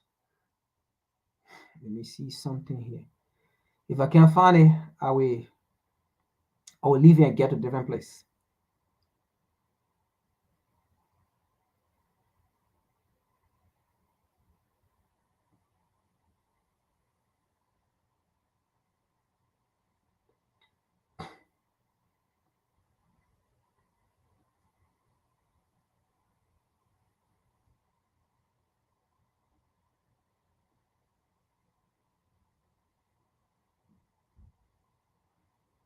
Okay. I can't find it, but I found one. We'll just talk about it close. Okay. There are growing concern that the United Nations peacekeeping operations are increasingly becoming unwelcome in part of Africa, where a majority of the mission operates. In September, Congo requested the withdrawal of the United Nations mission trying to contain violence in the country east. So you see it, right? There are growing concern of the United Nations peacekeeping operation, which are increasingly becoming unwelcome in part of Africa. All of a sudden, right, look at this. Since in the 1930s, this organization was founded, right? Since in the 1930s, they have never experienced anything like this because we've been asleep. But all of a sudden, the moment we start saying we do not want UN should leave, UN start going broke. The moment Congo, so the richest nation on planet Earth, the moment Congo said we do not want you, the United Nations go broke. The moment Africa said we don't want you, you are not welcome here, the United Nations go broke and they start closing their main headquarters.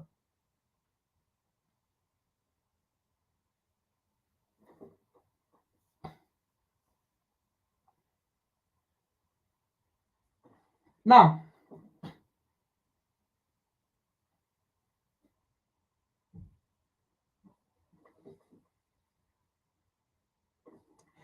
that's the first aspect, right?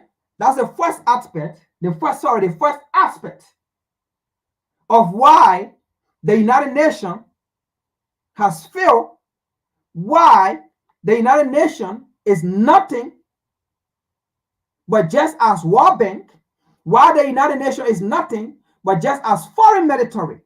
And while foreign military is nothing but just like the United Nations.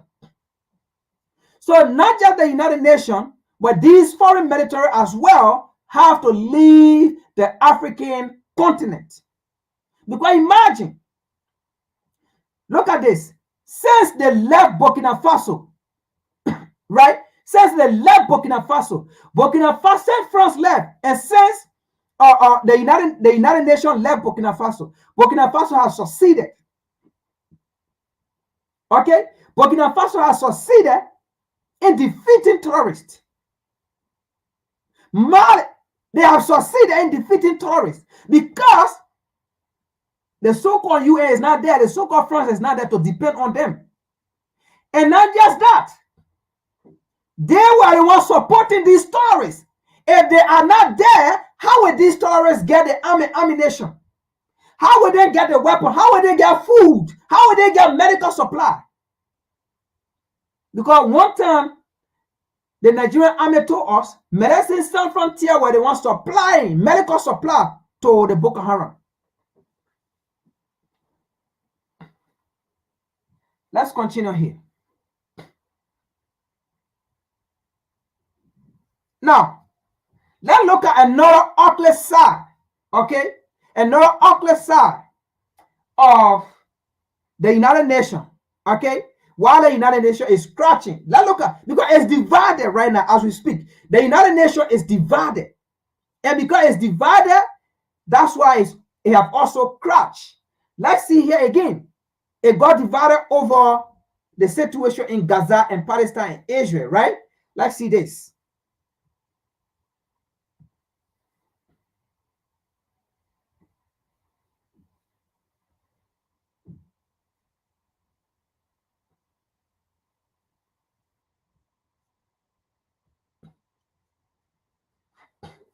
Nobody want to see the United Nations, the whole Arab Spring. So it just share now. Now, Benjamin, how they call it? Benjamin Yanchau says he told the US that in any post-war scenario, that means, look, listen, what he's trying to say here, right? They are not going for peace. In any post-war scenario, he's just talking about if in case, because right now there is a resolution. There is a resolution that they should have a two-state resolution. That means the Palestinians should have their state, the Israel have their state, right? It should be recognized. Now, the claim of the United States and Israel is they are in Palestine or Gaza to fight Hamas. But how can you say you are fighting Hamas, but yet then you are saying you do not want the state of Palestine to exist? But you say you're fighting Hamas. How can you be fighting Hamas and you say you do not want Palestine to exist? But here it is. He said, just in case, if there is any post-war scenario, he opposes Palestinian state. What does that mean? Just like Obama said, Israel have the right to dismantle Palestine, to dismantle Gaza. That's what exactly the Prime Minister of Israel is saying here. Now, one thing they will say, they are fighting Hamas. But another time they will say they do not want for the state of Palestine to exist. They do not want for the state of Gaza to exist. But you say you are not fighting the civilian, you are not fighting Palestine or Hamas. Gaza. You are fighting Hamas. But you are saying you do not want for those states to exist. You do not want peace.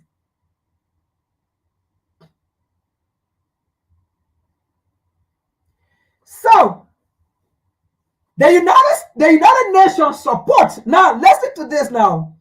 The United Nations support two-state scenario to have peace. The US does not support two-state scenario to have peace. Israel does not support two-state scenario to have peace. No more United Nations, folks. African leaders, let me pause here a little bit. African leaders, for some of you that want to become puppets, for some of you that still want to be puppets, pay attention to what is going on. Nana Akufo-Addo, the last time we wanted to have a Pan-African event, and you cancel it by the demand of your colonial master.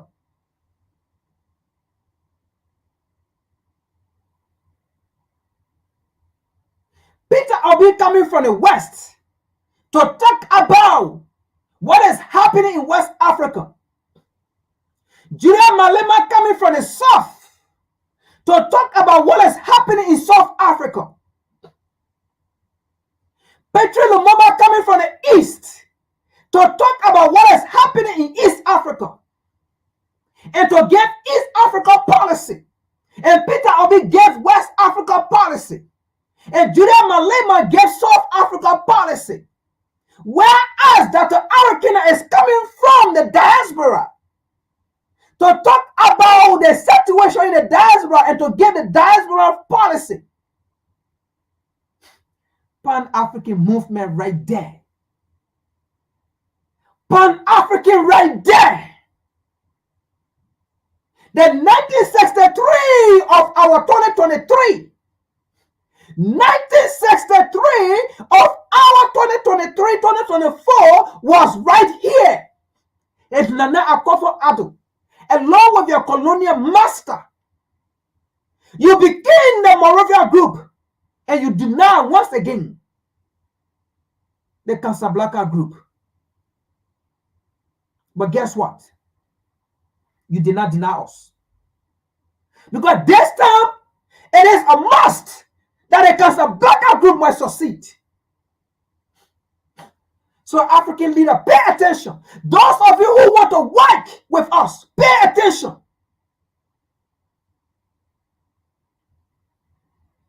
No more United Nations. United Nations is done and finished and dealt with.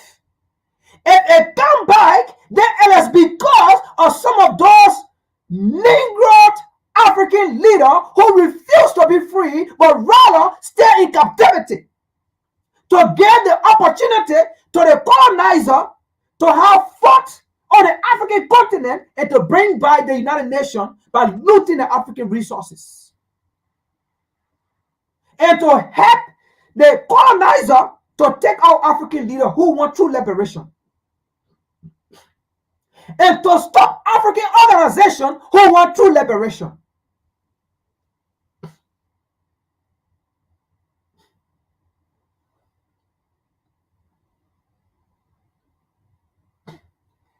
Israel Prime Minister Benjamin stated that He opposes the establishment of a Palestinian state as part of any post-war scenario.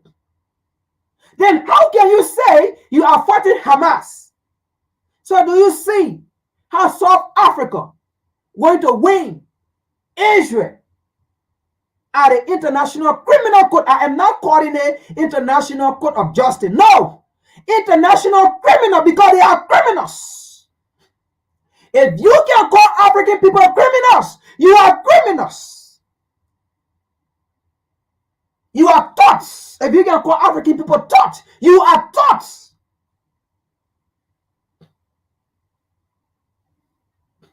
So how can you be fighting Hamas, but you are against a nation to exist? Whereas the United Nations support a two-state resolution, but Israel opposes two-state resolution. United States opposes two-state resolution. So now you understand, when they said, the first article we read, when they said the United States refused to put money in a bank, in a treasure of the UN, and 50 countries refused to put money. No, folks, it's funny, but I want you getting with me. You coming along with me, right? I hope you're coming along with me. Like I said, you have to read different articles to try to understand and dissect it and put it together why these things are happening. So now you understand why America refused to put money there. Because what would be the importance of America putting money there when country have refused? So instead of America putting money there, America will rather put the money in her World Bank or in her account to do what she wants to do to support Israel, to go kill Palestinians, and then say they are going to kill Hamas. To destroy Palestinians, and then say they are going to destroy Hamas. So now you understand why the United States refused to put money at the UN. Because countries have seen and realized that they were making the wrong mistake.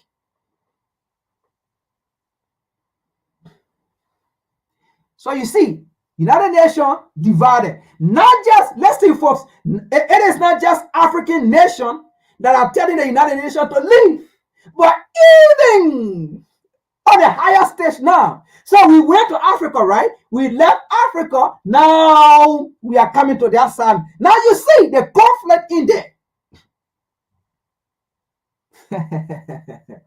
This is WCC. No opinion here. This is not opinion.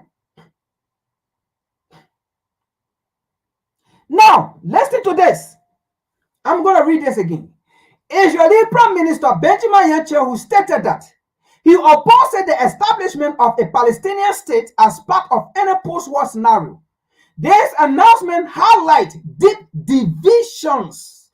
Deep division. Now, from the first video we watched, right? Europeans survived as a result of division, as a result of causing division, causing chaos, okay, causing proxy war, causing problems, war, okay, confusion among you people. That's how they survive. Facts. You see it right here for yourself.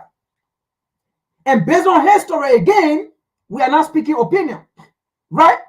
Now, this announcement highlights deep division between Israel and the United States as traditionally close ally.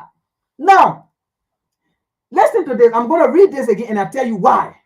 This announcement highlights deep division between Israel and the United States, its traditionally allies, close ally. Now, why it brings division between them? Okay, it brings division between them, one.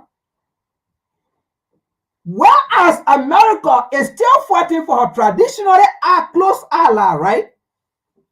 She's also looking at her interests. Because as we speak, the entire Middle East or the Arab Spring, they do not like the action of the United States. They do not like the United States supporting Israel. And not just that, they know what the United States have done in the Middle East. So they are not allied, they are not in support. America is on her own. Do you remember during Obama time? America and the Middle East had a long conflict for so many years. Who did America use? The black man. They used the black man to go and create peace between the Middle East and the United States. They used the black man to go to, how they call it, Iran. Went to Iran and created peace between Iran and the United States. And when they did that, what happened? They lied to Iran and they took their nuclear weapon away. And the moment they did that, boom, they went against Iran. So they know the history of the United States is not friendship. Okay? That's one aspect. Another aspect, the African continents or African nations have come to realize and understand the role of America. They have come to understand America is not a good ally. America is not a good partner. They can stab you behind your back anytime. It's about their interests. It's about subjugating you. It's about being honored there as a slave and say, yes, sir. It's about being a puppet. And nobody wants to be a puppet now in this contemporary global so-called war. Nobody wants to be slave.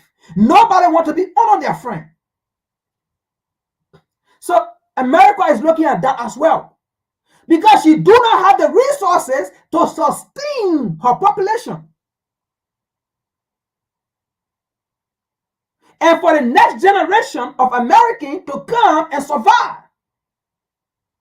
So this is where the big division coming from. So now the question is, will America support Israel not to have a two-state resolution?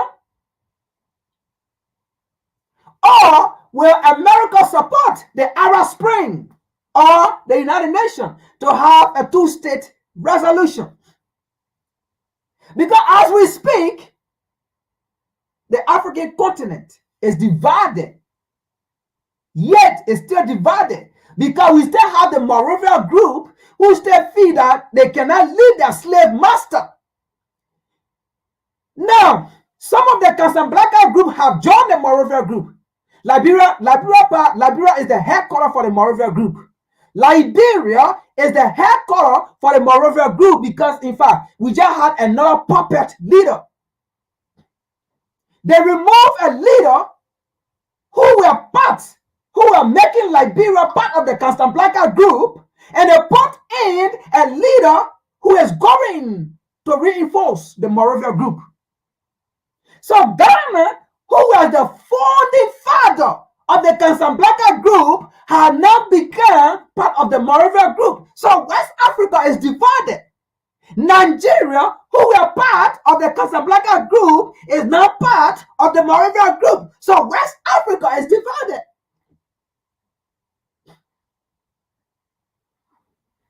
So you see, West Africa is divided. But even with West Africa being divided, those leaders, they are not the one to dictate. They dictated to us in the past in 1963. But 2024, they cannot dictate to us. Because we will not agree for the Moravian group to continue or to exist. Only the Casablanca group will exist.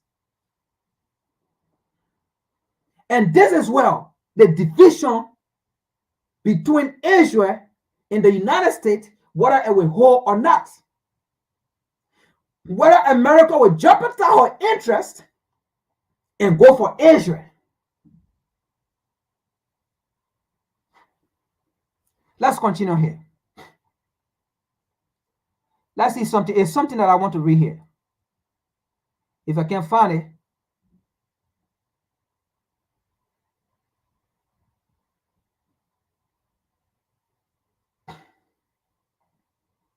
But at least you understand my point.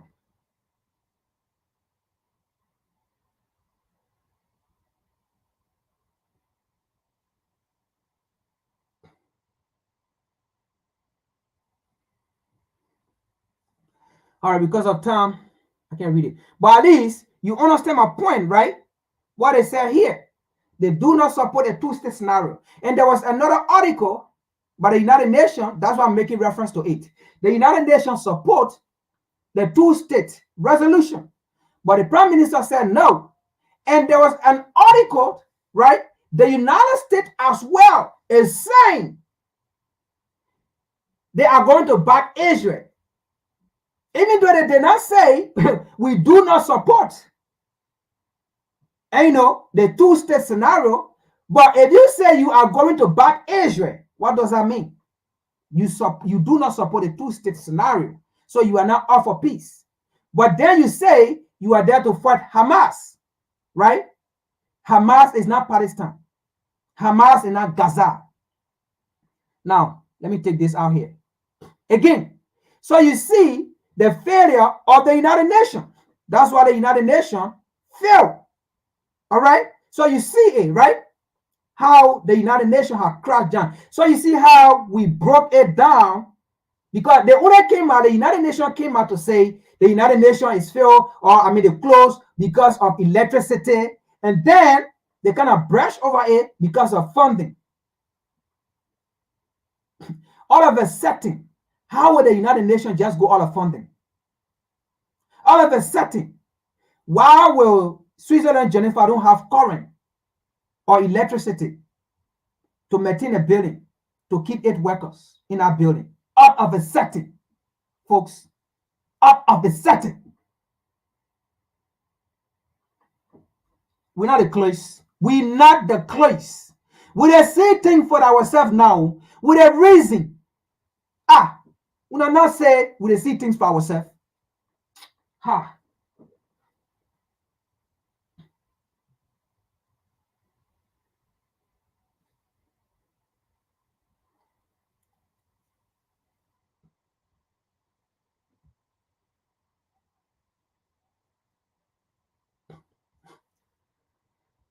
So here is the United Nations aspect. So that was Israel, right? So here is UN. So UN reiterate. UN reiterate support for two-state solution to Israel's Palestinian conflict. So we read the first one from the Israel's Prime Minister, right? That said they are not going to support two-state resolution. They are going to make sure they dismantle Palestine and take Palestine and make Palestine part of Israel. Honor them. Okay? So this is the United Nations own statement. The Secretary General backing of the two-state solution is unchanged. So the United Nations says they are not going to change it. It must stand. Israel said no. And United States say they support Israel. So right there, UN is divided. Who's going to put their money in UN? Who's going to support UN? So now, folks, you understand why the United Nations failed, why the United Nations crashed, why the United Nations is done. Unless the only way I will come back, because I know the Arab Spring will not bring the United Nations back. That the African continent, the bourgeoisie leader will bring the United Nations back.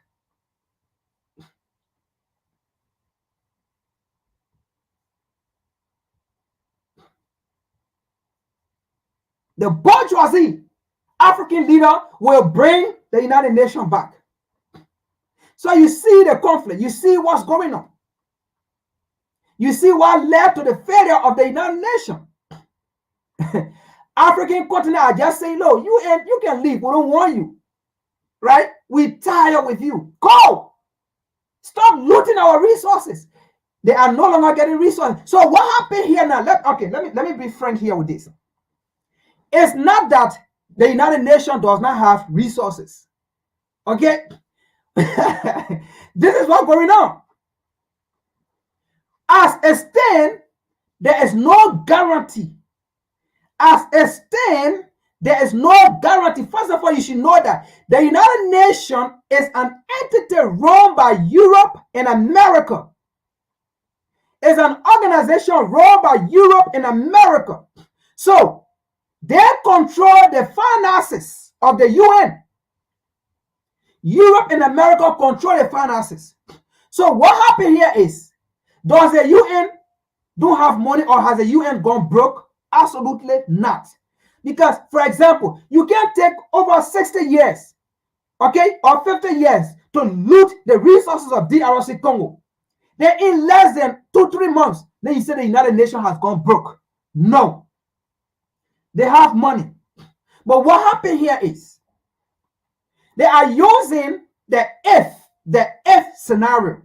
The same way the Prime Minister said, he used a scenario that even if there is post-war scenario, there will now be two-state, a resolution. Or even there is post-war scenario, there will now be the state of Palestine.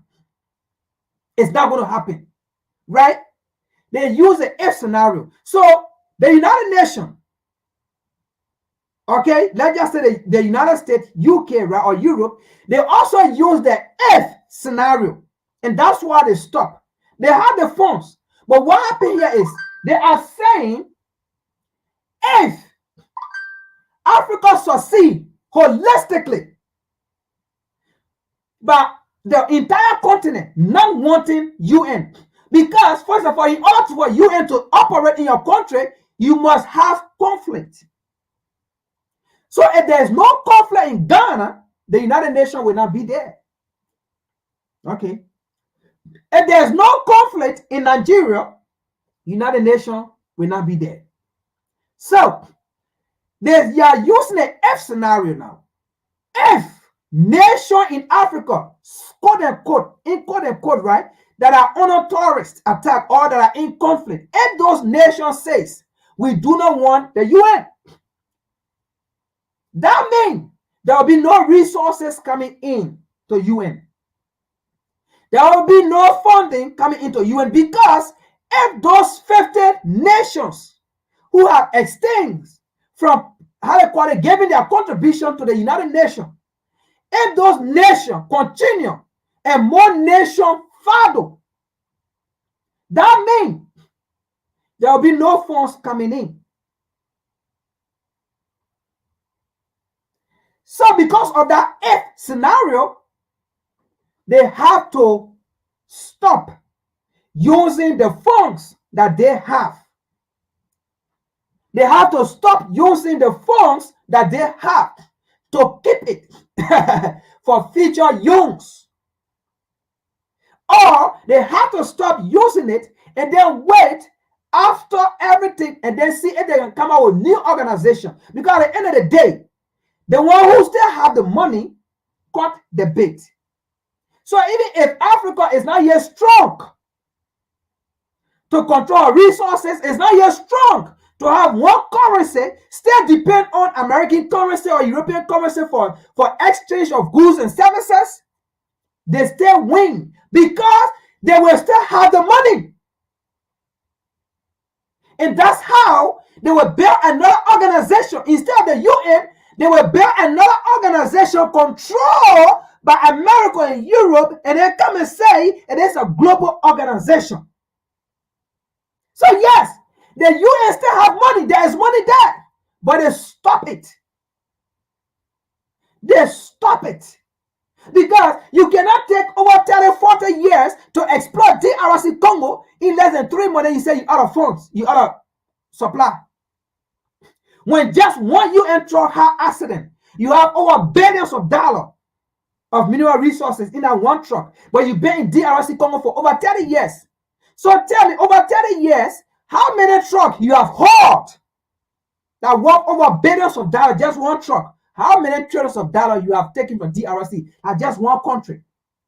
How many trillions of dollars you have taken from Liberia? 2. How many trillions of dollars you have taken from Niger, Chad, Gabon? I mean, the entire African continent, Guinea-Bissau. And not just UN, all those places you have foreign military. and they are telling you to leave.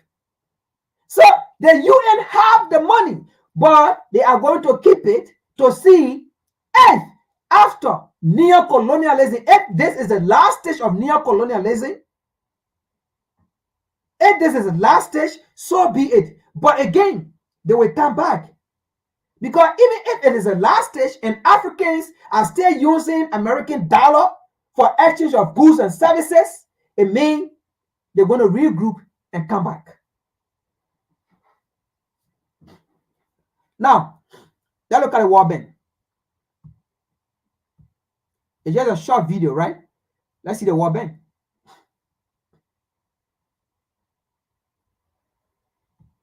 It's just a short video. Let's see the World Bank as we compare it.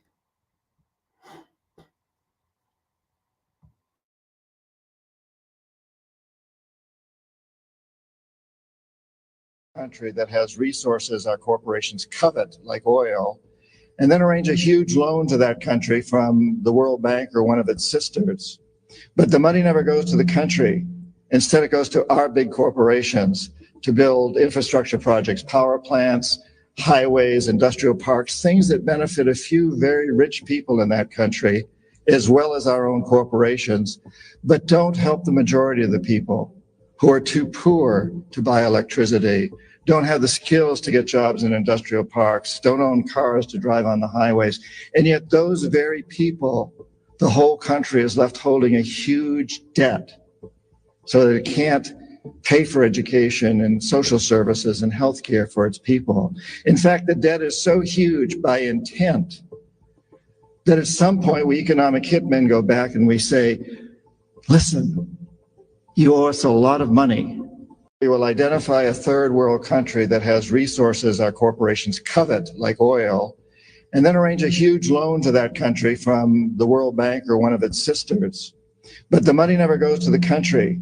Instead, it goes to our big corporations to build infrastructure projects, power plants, highways, industrial parks, things that benefit a few very rich people in that country, as well as our own corporations, but don't help the majority of the people who are too poor to buy electricity, don't have the skills to get jobs in industrial parks, don't own cars to drive on the highways. And yet those very people, the whole country is left holding a huge debt so that it can't pay for education and social services and healthcare for its people. In fact, the debt is so huge by intent that at some point we economic hitmen go back and we say, listen, you owe us a lot of money. We will identify a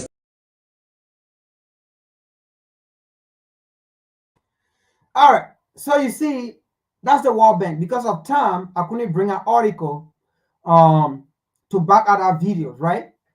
But again, like I said, this is not a play where we come with opinion, right? But you watch our video. That's what I said. What are foreign military, UN, World Bank? They are all the same.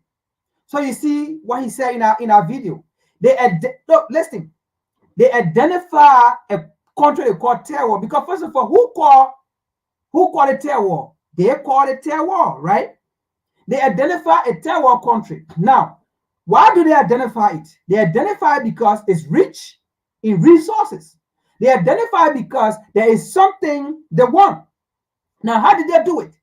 They do it by sending an economic hitman through the World Bank. And that economic hitman is being trained by the World Bank.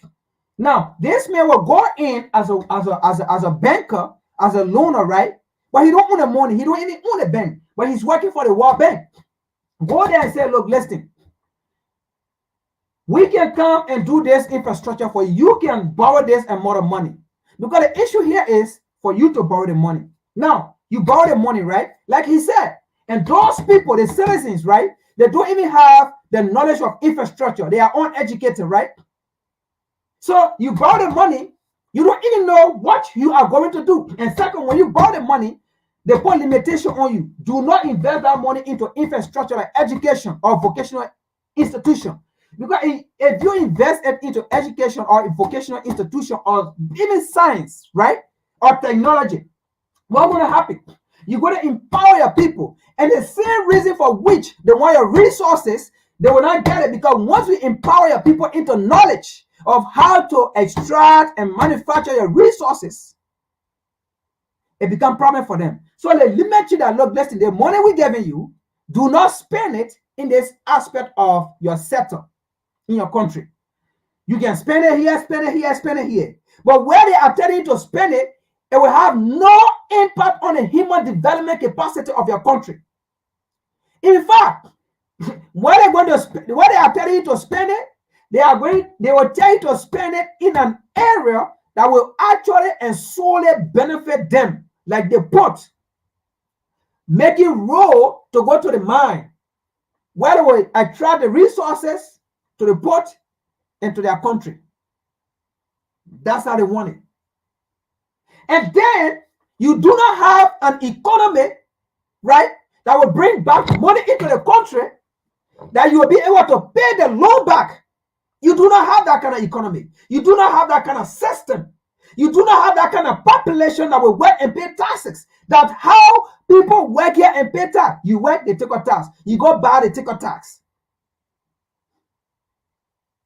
You do not have that kind of system. So what happens? You become stuck and you can't pay the money back. Now, because you can't pay the money back, they hold your country. Then you honor them. At the end of the day, you cannot make any major decision. They will tell you what to do. Now, this is where even as we fight and say neo-colonialism is the last stage, African leaders, as we are fighting to end neo-colonialism, you have to fight at the same time to build the human capacity of your people. You have to fight at the same time to build an economic system of your people. So that if we fight and we become successful and defeat neo-colonialism, they will not come back. Because as we speak right now, the United Nations is not broke. Because America controls the United Nations budget. Along with its her ally, UK, they control the United Nations budget. Now, as we are fighting to end neo-colonialism, this is the time that you African leaders need to come together and make sure we have one currency, strong currency backed by our resources. If not, these people, the moment neo-colonialism ends, they're going to come back. They will come back because their currency is still used as a value of exchange, of trade, of our resources. So that means they will tell us the value of their currency.